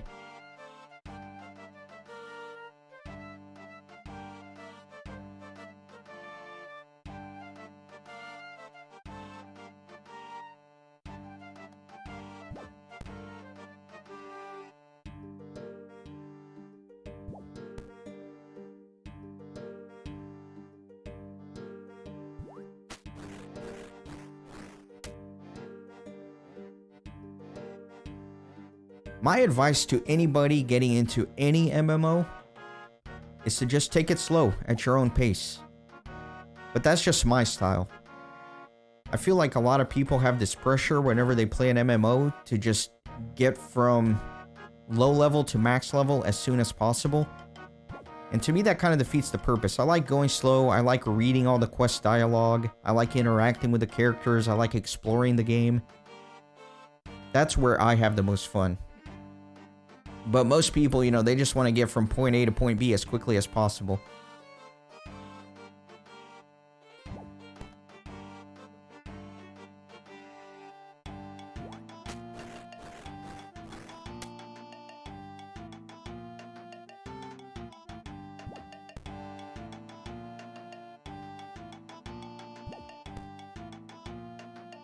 Yeah, Matt, but I really do like your idea of maybe streaming the whole thing, doing like a silent stream, and then just doing a edited here's what happened video. That's a good compromise, I think.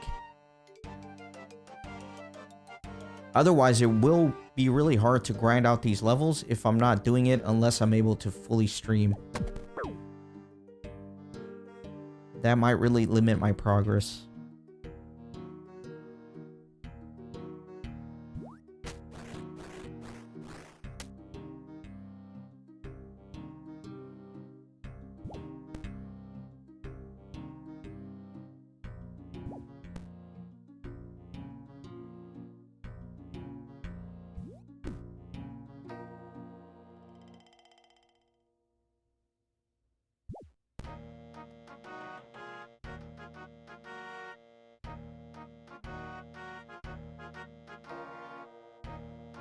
I was expecting to get from 40 to 50 in about 4 hours, but it looks like it's going to take a little bit longer than that.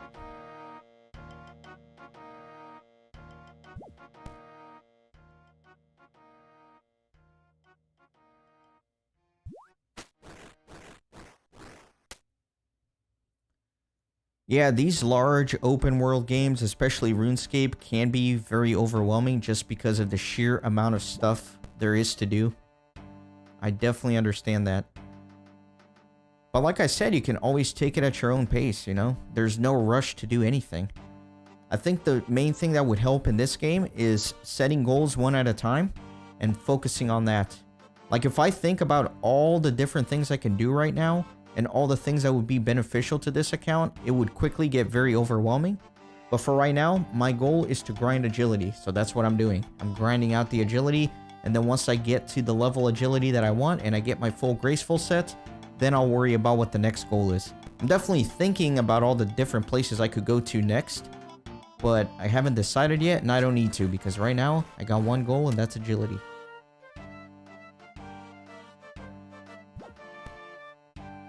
The most important thing to keep in mind is that there's no right or wrong way. There will be a lot of critics that tell you, hey, you need to be doing this. Why are you doing that? That's not efficient. But as long as you're having fun and you're working towards your goals in the game, then there's no wrong way to go about it.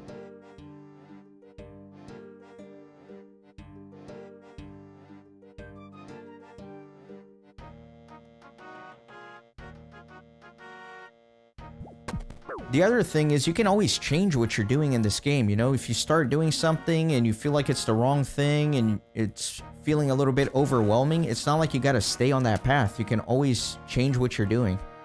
If for whatever reason I decide that doing agility was the wrong decision, it's not like I have to keep doing it right now. I can always go work on something else. Nothing's keeping me here.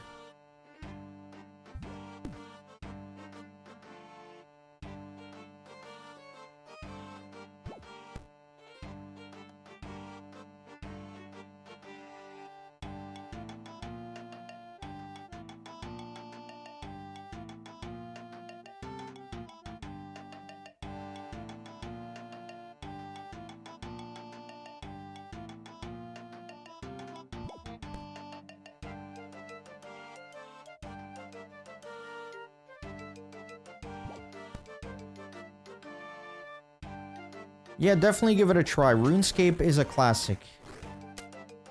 It is the MMO that has outlasted many other MMOs. It will always be here. It's got a very passionate fan base that will always be here. A lot of people burn out to RuneScape, but all those people that burn out on RuneScape, they come back to it eventually. Because it's just that kind of game. You never truly quit RuneScape, like me, for example. I've played on and off for many years, mainly off instead of on, but I always come back to it.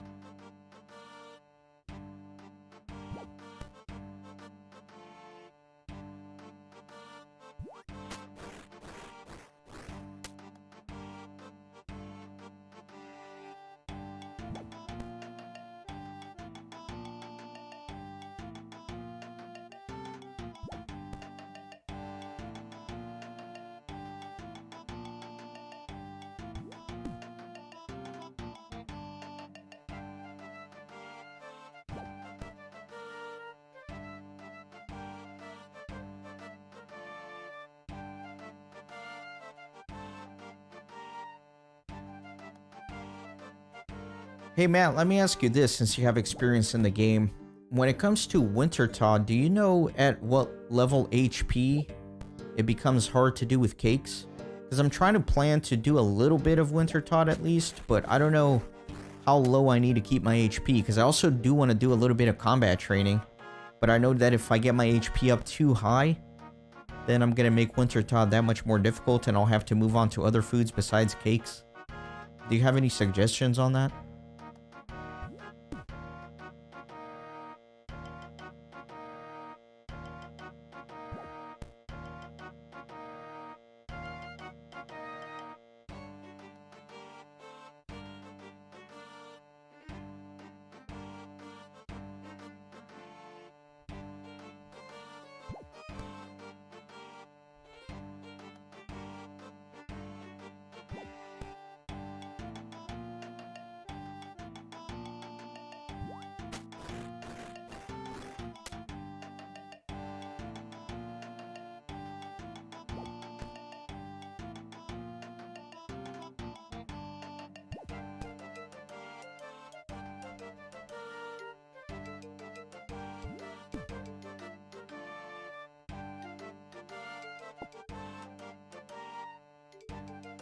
Alright, you don't have much experience in Wintertod.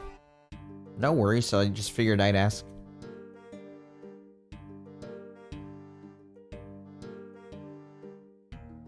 I think you're gonna have to get familiar with it though if you're doing an Ultimate Ironman. Apparently that's the place to be as an Ironman account because you can get a lot of different resources. Well, maybe not an Ultimate Ironman since you're limited to no bank. So I don't know what you would do with all those resources. Unless you're looking for something very specific in there.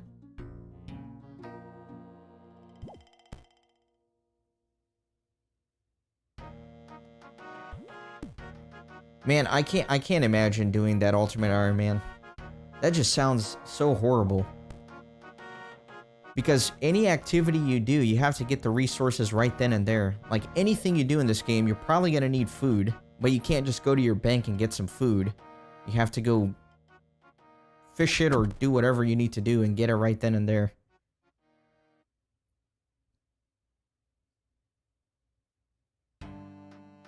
So even something like Wintertod, it's not like you can stockpile a bunch of cakes in your bank and go grind out Wintertod. It's like you get a few cakes, do a few rounds of Wintertod, and then you're gonna have to go get more cakes. You're a brave man for doing that game mode.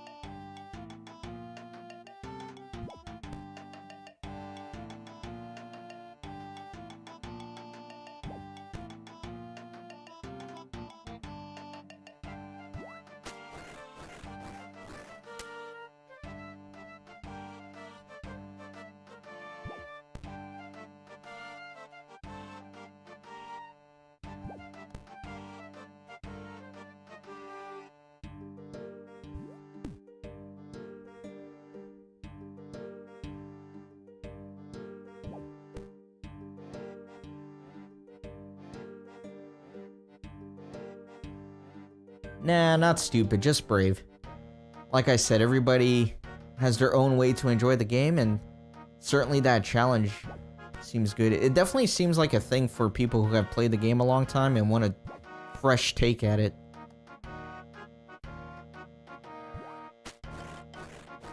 It's just in my case, I don't even have a main account. You know, this is going to be my main account, so it would be silly for somebody who doesn't even have a main character to create a character that's limited even in terms of bank.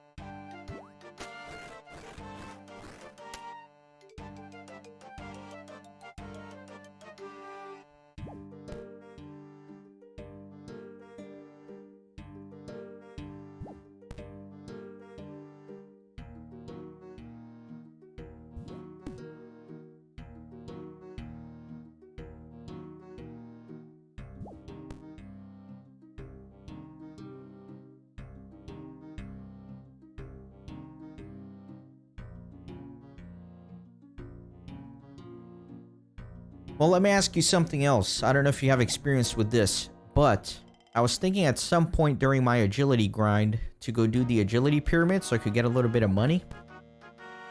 I'm wondering if you know of a way to get a water skin without buying it at a shop. I think I briefly looked this up, and there are a few water skins that spawn in the overworld, but they all spawn in locations that are in the desert, so you need a water skin to get to that water skin. I don't know if you have any ideas in that regard.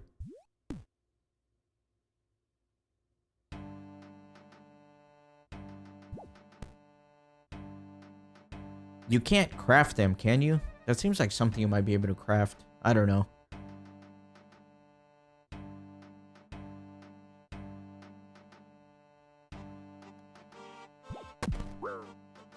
Let me look this up. Now I'm curious.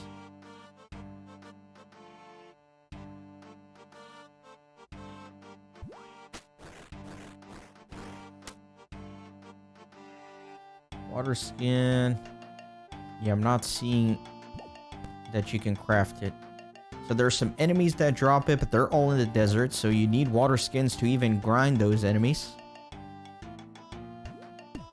And then it spawns at the ruins of Unka, which is in the middle of the desert. So maybe the only option is to take a lot of food with me and run to that location while taking damage and healing through it, and then get the water skin. That might be the only way, as a no shop.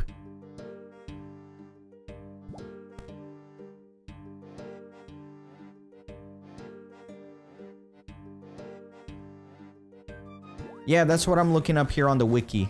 The ruins of Unka or whatever. But isn't that in the middle of the desert? Don't you need water to even get there? Or would the thing I just mentioned work? Like where I just take a bunch of food with me and run and try to heal through whatever damage you take by not having water in the desert.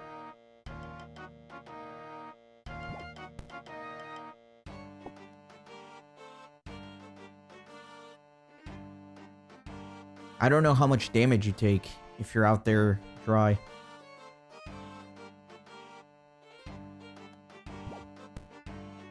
Caliphites. Let me see. Yeah, Caliphite workers have a 1 in 6 drop rate for skins, but... where are they? Caliphite Cave. And Caliphite Cave... it's also in the desert, so I would need water to get there.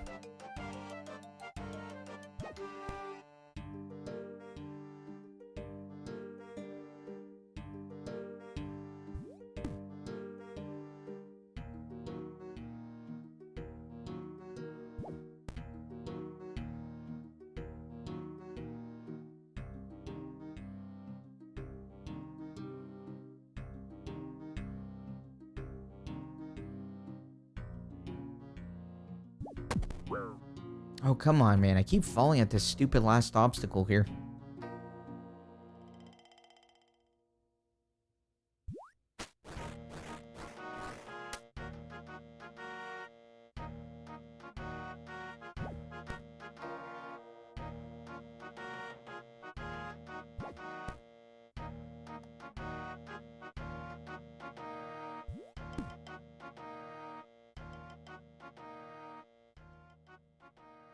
Yeah, so you're thinking offset the dehydration damage with food. I think really that's the only way. I'll just have to research a little bit more in depth, like how much damage you actually take, how long I'm going to be running, just to make sure I do have enough food to get to where I'm going.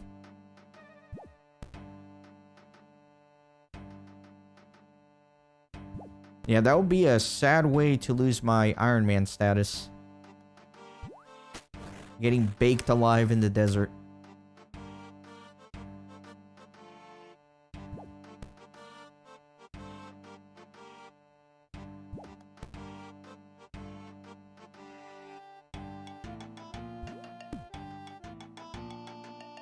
The thing is, once I get at least like one water skin, that's really all I need, because from there, then I have enough water to farm for more water skins.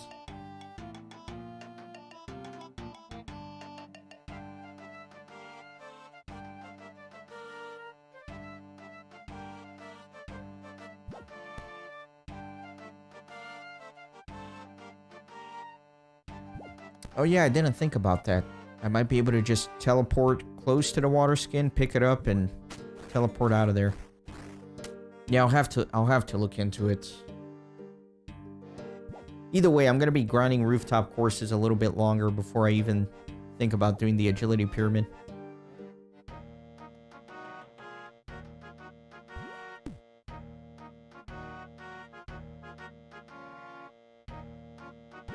But even for just general desert adventuring, I need to think about this problem.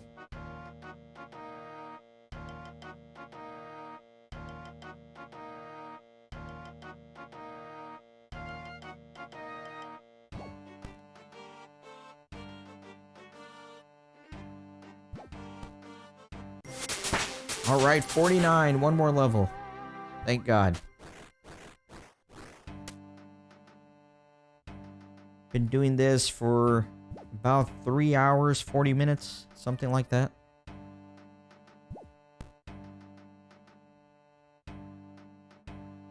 Let me see. It'll tell me up here how many more laps I'm going to need as soon as I complete one more.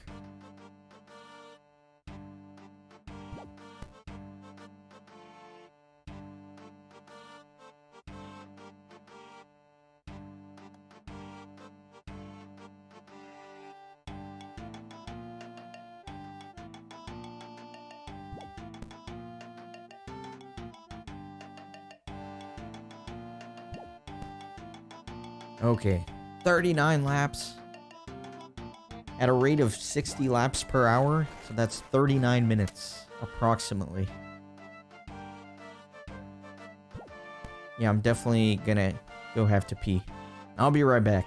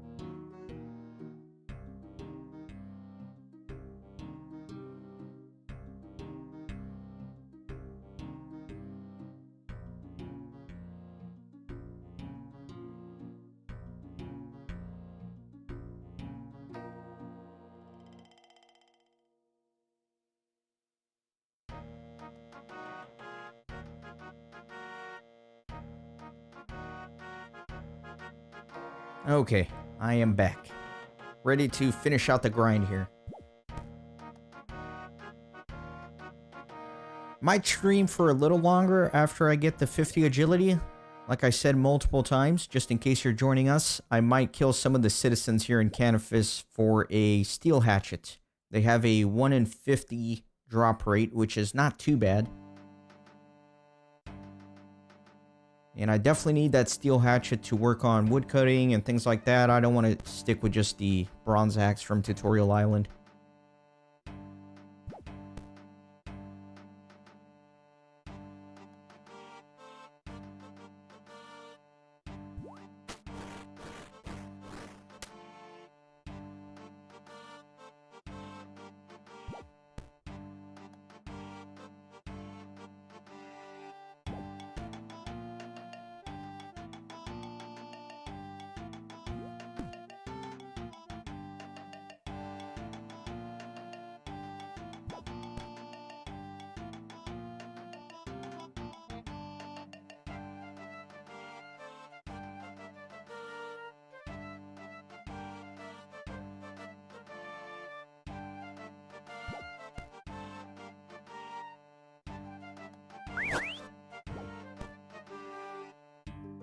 Got a drunk elf.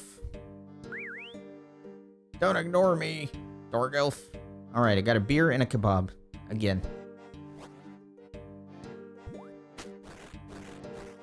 I'll bank those. As a no-shop player, I'm basically going to bank everything because I don't know what I will need and will not need for quests. Like, I know for sure there's a quest that requires beers, which normally you just buy. But since I can't buy them, it's nice to get them from these random events. Last thing I want is to get something weird out of a random event and drop it, and then later find out I needed it for a quest, which I can't use a shop to buy.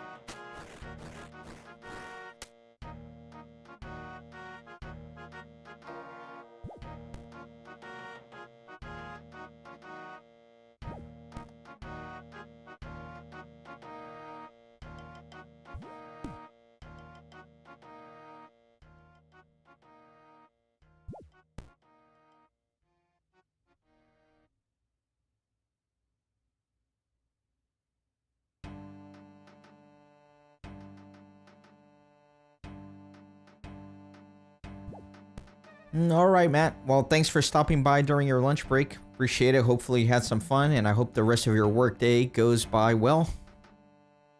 I'll see you around.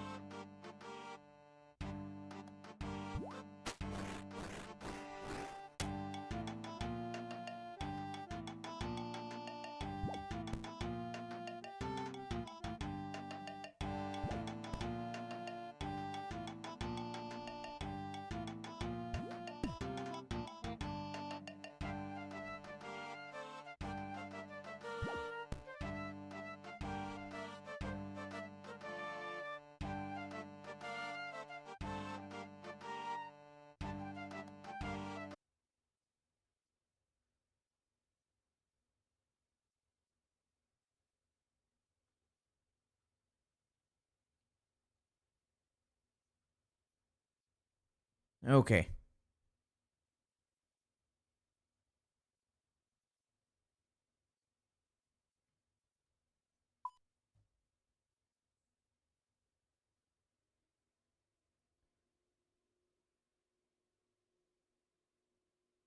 All right, we're back. I think. Yeah, we're back. We're back. Confirmed. Sorry about that. I don't know if any of you are left in here. Don't blame you if you left. I apologize. Man, I went over 4 hours without any internet problems. I don't know what's going on. I need to figure this out more permanently. I messed around with some of my network settings, but I don't know if it made much of a difference.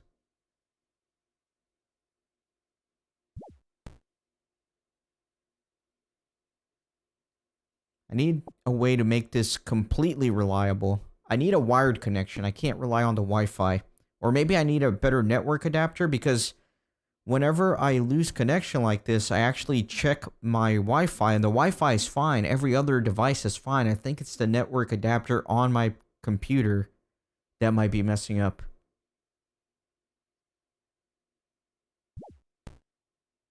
Anyway.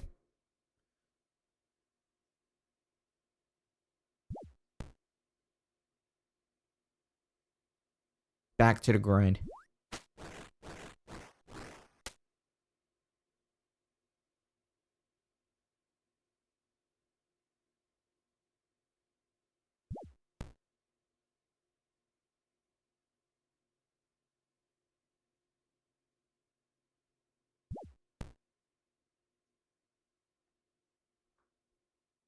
Need 22 more laps here.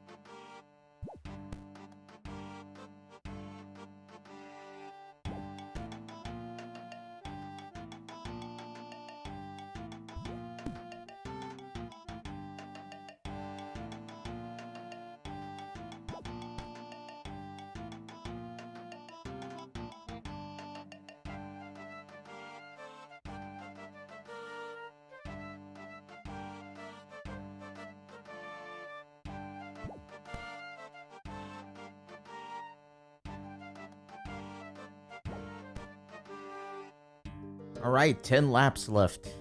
Not bad.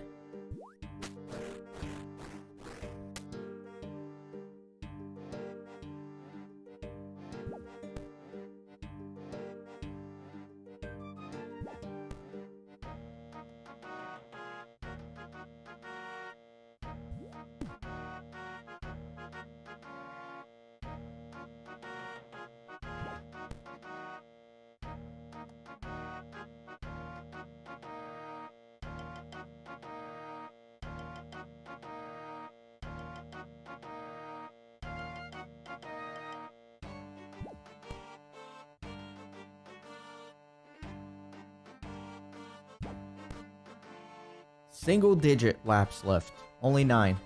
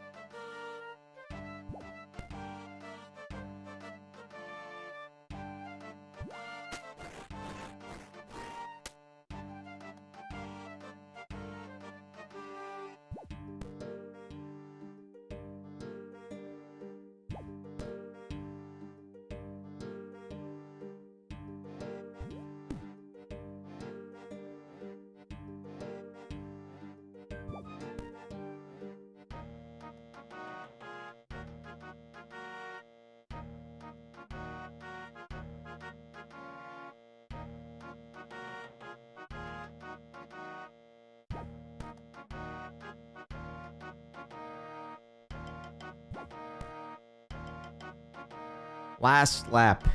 Yes. Thank God. Hungry, man. I need to go eat my lunch.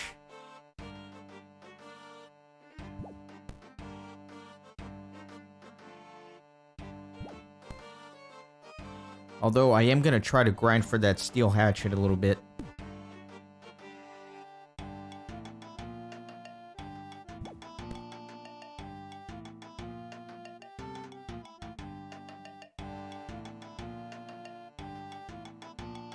Don't fall. Don't do it. I'd be so upset.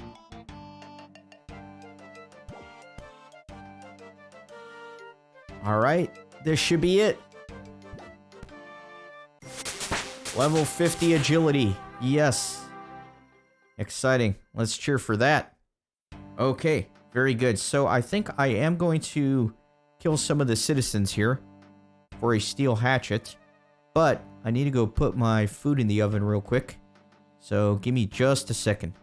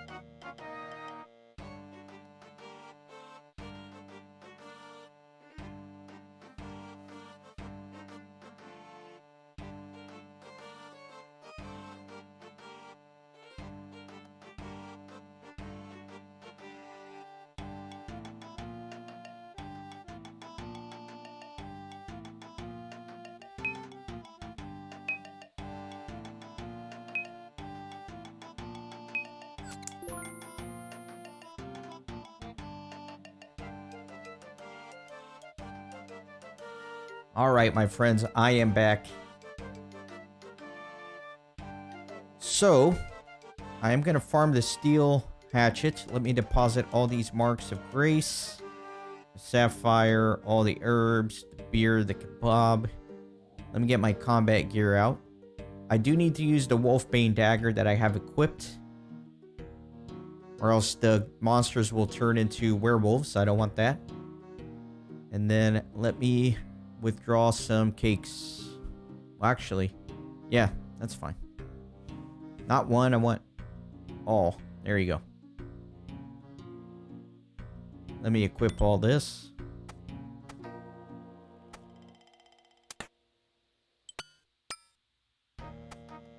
So it is a 1 in 50 drop rate. Make sure my combat set to stab.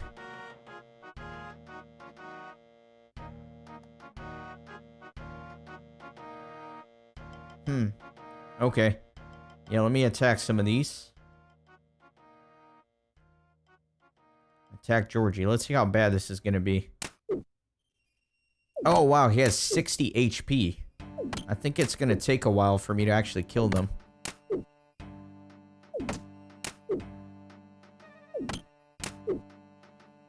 Theoretically, I need to kill 50 of them, and then I'll get my steel hatchet. Or I might get lucky, who knows. If the first one drops it, that would be great.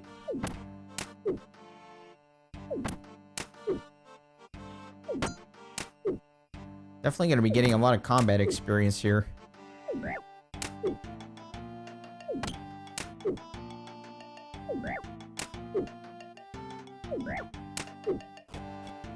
Make sure I'm eating. I want to keep my HP as full as possible just in case I disconnect.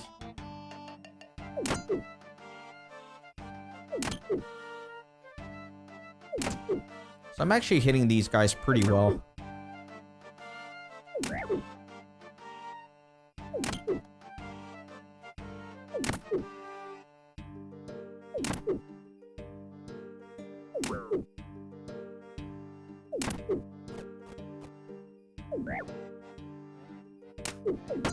The only thing with eating is it takes away an attack. Alright, 17 hit points. Again, I don't know if that's good or not.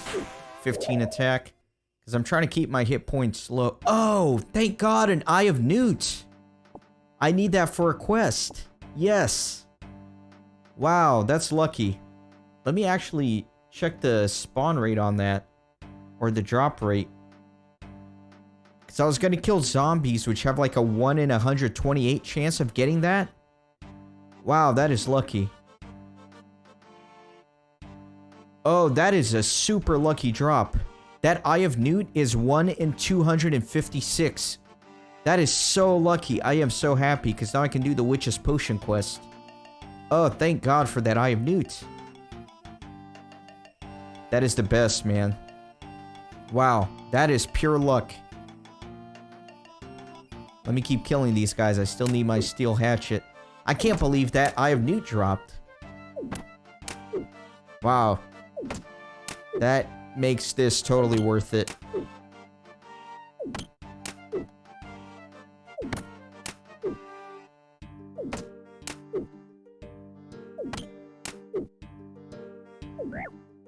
I'm very happy. I am very happy.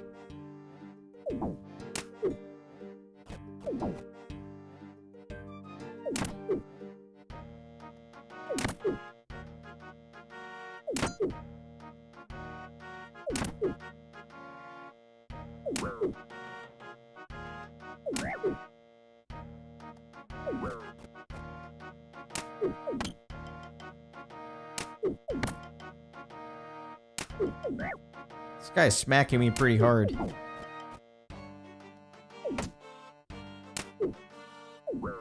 Yeah, so all these citizens here, they all kind of have the same drop rate.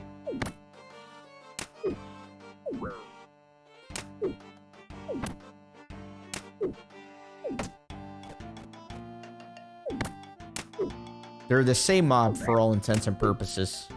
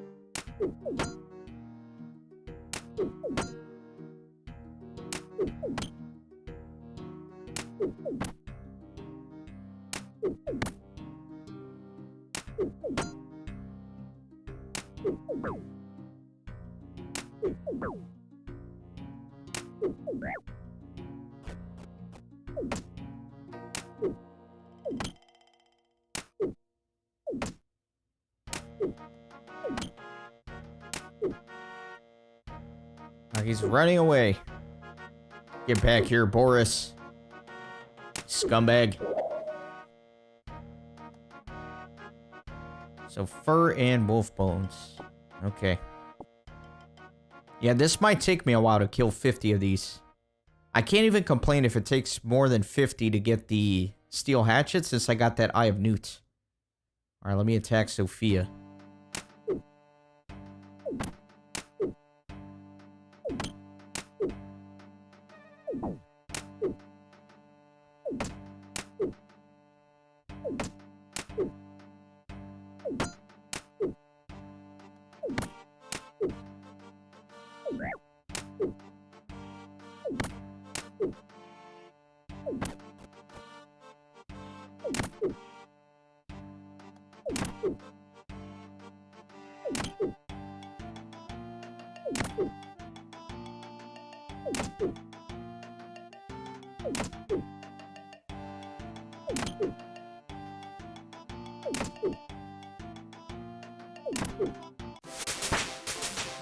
Level 16 attack and 19 combat.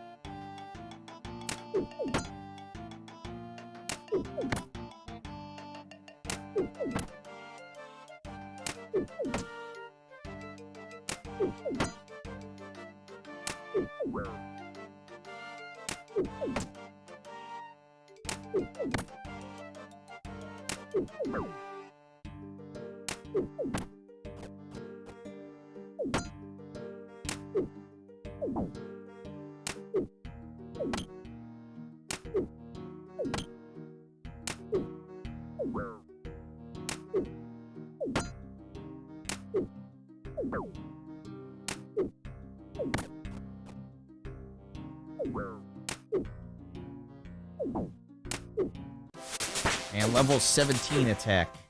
Excellent. Probably get it to 20 and then switch to strength. I want to focus on the things that'll make me kill these guys faster. You can't run away from me, woman.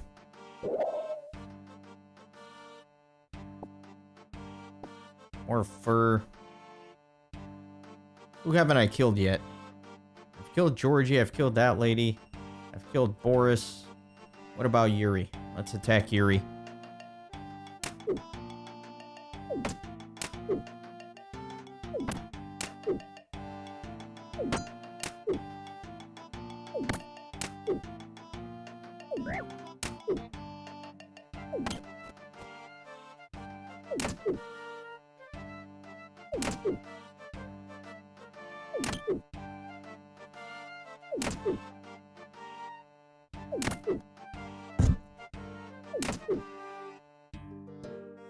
Sorry, hit my microphone with my coffee mug. God, I'm getting my dinner or my lunch ready in the oven, and I haven't even finished my morning coffee. What's going on? I drink my coffee slowly. Some people chug theirs. I drink mine very slowly.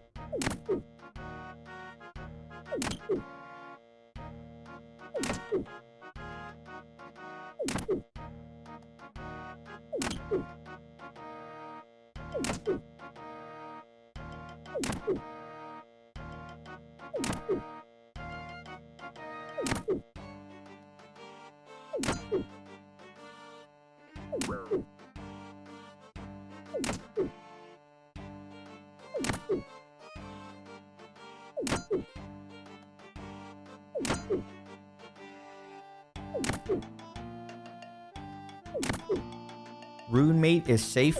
What is RuneMate, Oscar?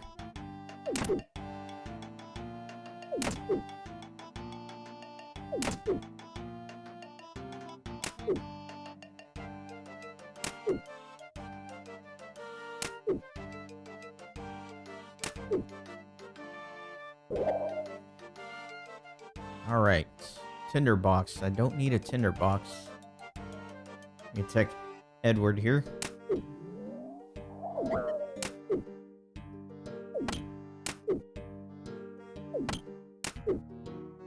Do you mean RuneLite, like the client that I'm using?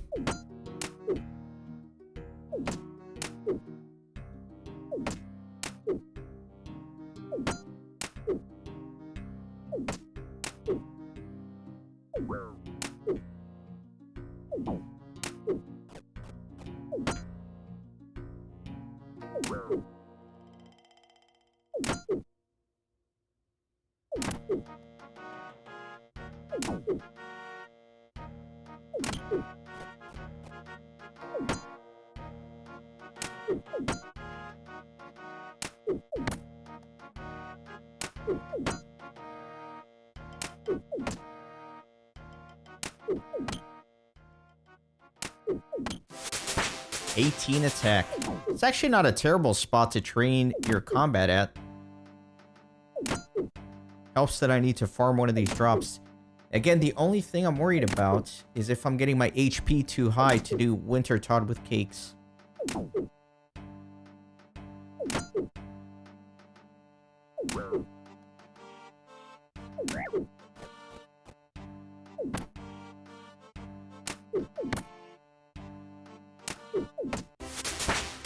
$18 hit points.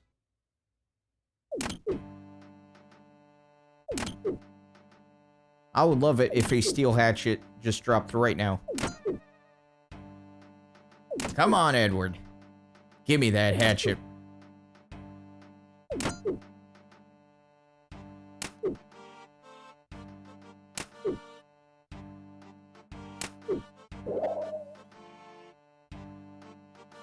Got a vial. I'll take the vial because I'm gonna need vials for Herblore, and I actually don't know where to get those if I can't use shops. So I think my food is ready. Let me bury these bones.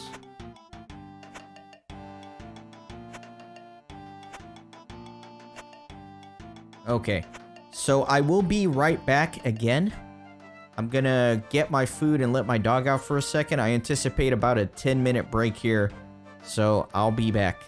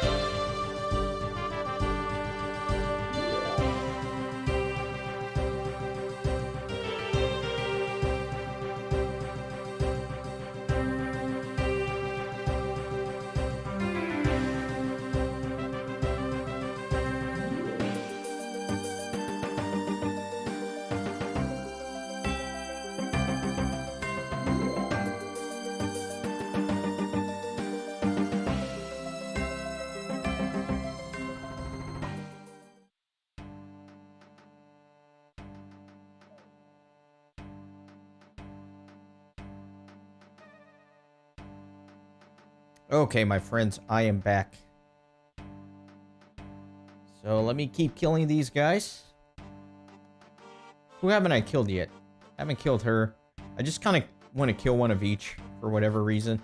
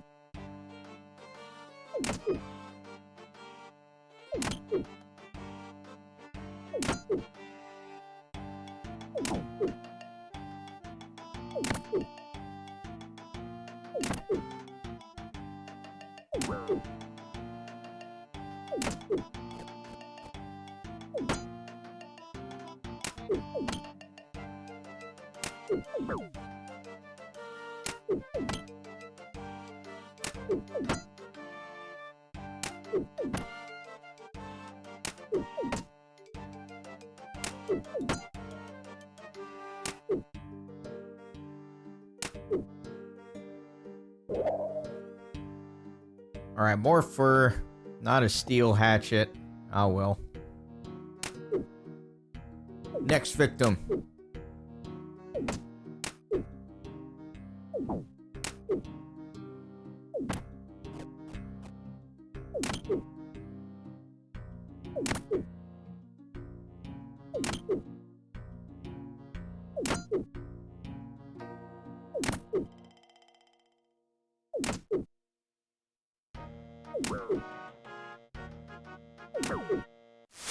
"19 attack and 20 combat.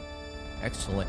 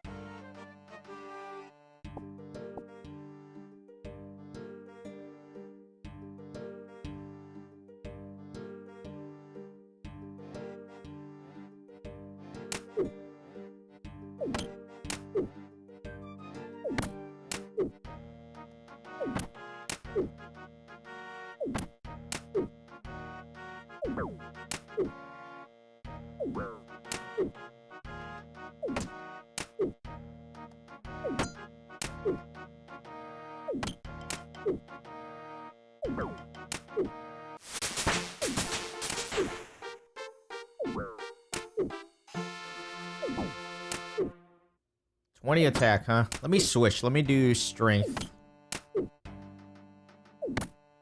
Yeah, let me do this. Let me eat some cake, obviously.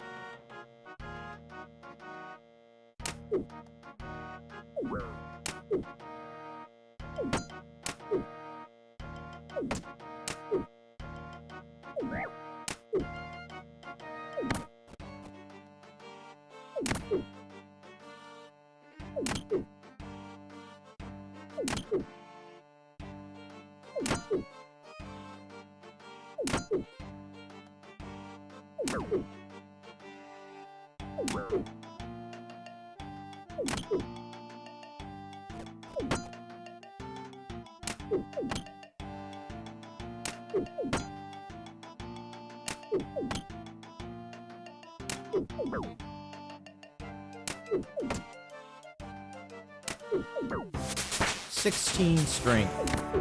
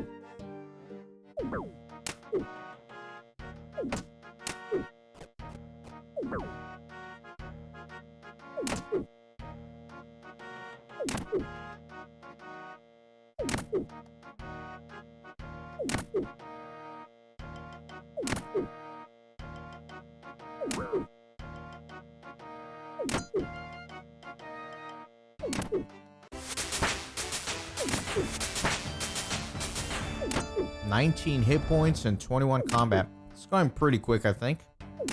Definitely not the most efficient method to train combat, but that's not even my primary objective here. The objective is that steel hatchet.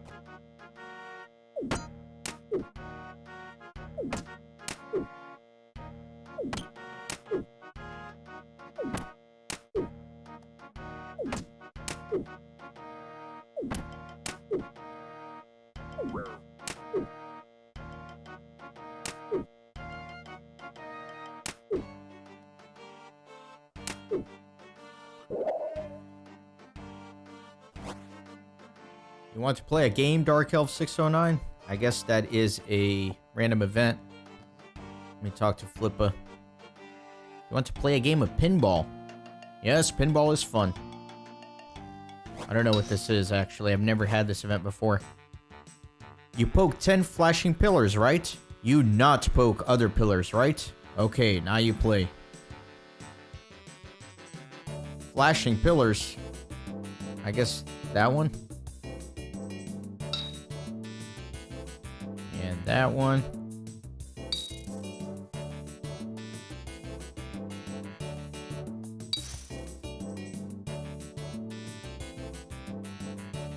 Gotta do 10 of these.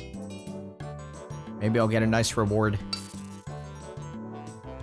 Hey Tim, how are you? I got my agility up to 50. The reason I'm fighting those guys is actually not to train my combat. I'm looking for a steel hatchet. They have a 1 in 50 chance to drop. And I'm looking for that hatchet so I can train wood cutting.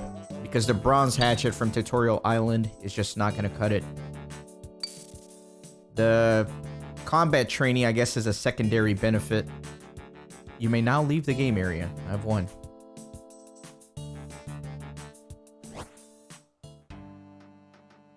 Okay. What did I get? Oh, 5 emeralds. That's actually pretty nice. Yeah, so all these little villagers here, they have a 1 in 50 chance of dropping a steel hatchet. That's the reason I'm fighting them.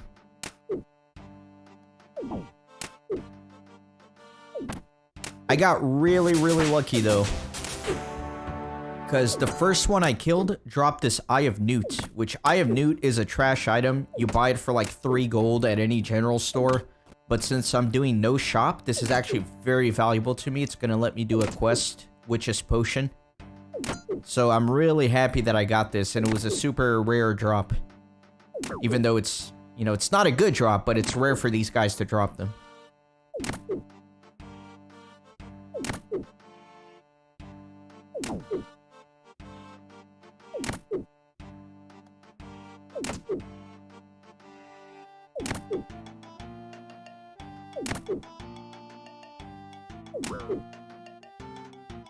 So it's actually hard for me to keep track of how many of these I've killed. Just because they're all different names. Like you got Vera and Nikolai and Imre and Mila, but they're all essentially the same thing. Yeah, so I don't know. I don't know how many of these I've killed so far. Probably like 10.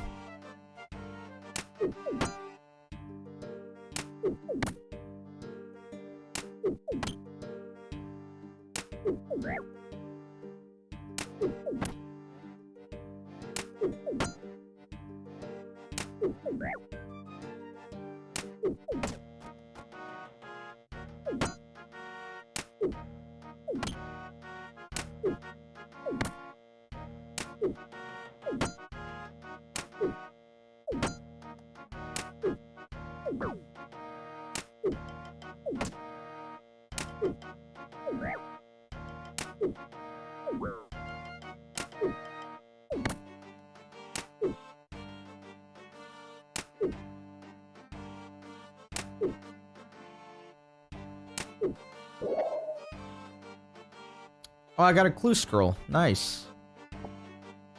And bones. And I'll take 1 raw beef. I'm gonna need that for the druidic ritual quest. Yeah, so clue scrolls might be good. Depends on what the clues are.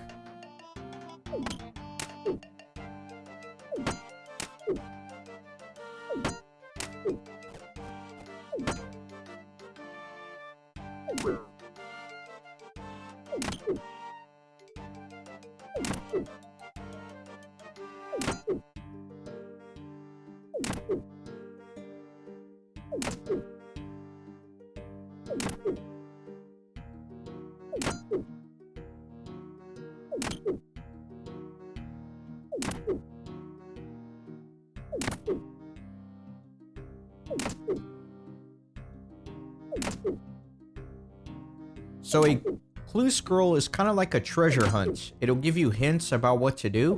And then once you get to the end of that treasure hunt, you get a chest that can contain a lot of good items.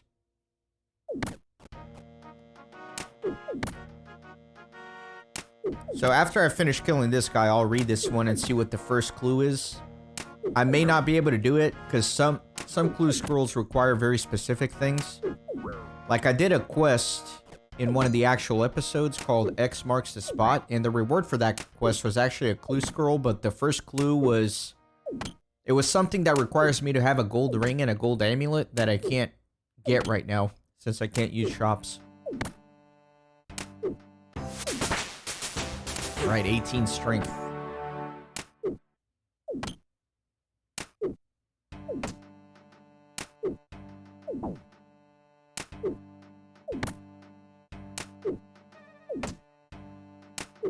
So for clue scrolls, I'll definitely leave to do those during actual episodes instead of streams, but I might as well just take a look and see what the first clue is. See if it's even doable or not at this point.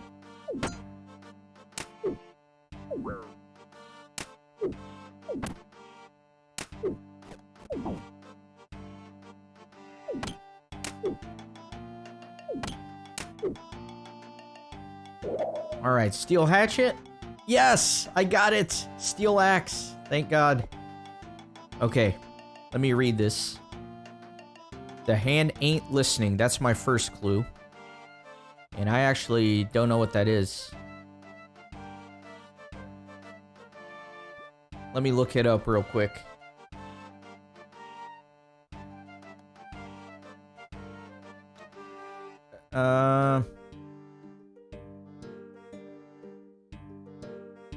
Okay, so it's just a lady with an ugly face in Port Sarim. Alright. Yeah, so this axe was a 1 in 50. This Eye of Newt was a 1 in 256. So I will say I got pretty lucky because I definitely did not kill 50 of these. I've probably killed like 15 or something. I don't know. Actually, I'm very curious. Let me add these up. So 1, 2, 3, 4, 5, 6, 7, 8, 9, 10, 11, 12, 13, 14, 15. Yeah, exactly 15. I killed 15 of these, and I got the axe and the Eye of Newt. The Eye of Newt was just a bonus. I didn't even know they dropped these, but now I can do the Witch's Potion quest. Alright, well, sorry to leave you, Tim. I know you just got here, but I have been streaming for 5 hours and 18 minutes. My goal was to get agility from 40 to 50, which I did, and also to get the steel axe, which I did get. So I'm actually going to be ending the stream here. I appreciate everybody who stopped in, even if it was just for a second to say hello, or even if you were just lurking and not even chatting. I do appreciate it. And we'll continue this RuneScape adventure some other time. For right now, I need to go take care of some real life stuff. Probably gonna go to the gym, finish my lunch. We'll see. Yeah, Tim, I don't really have a schedule for streaming. It's just kind of whenever.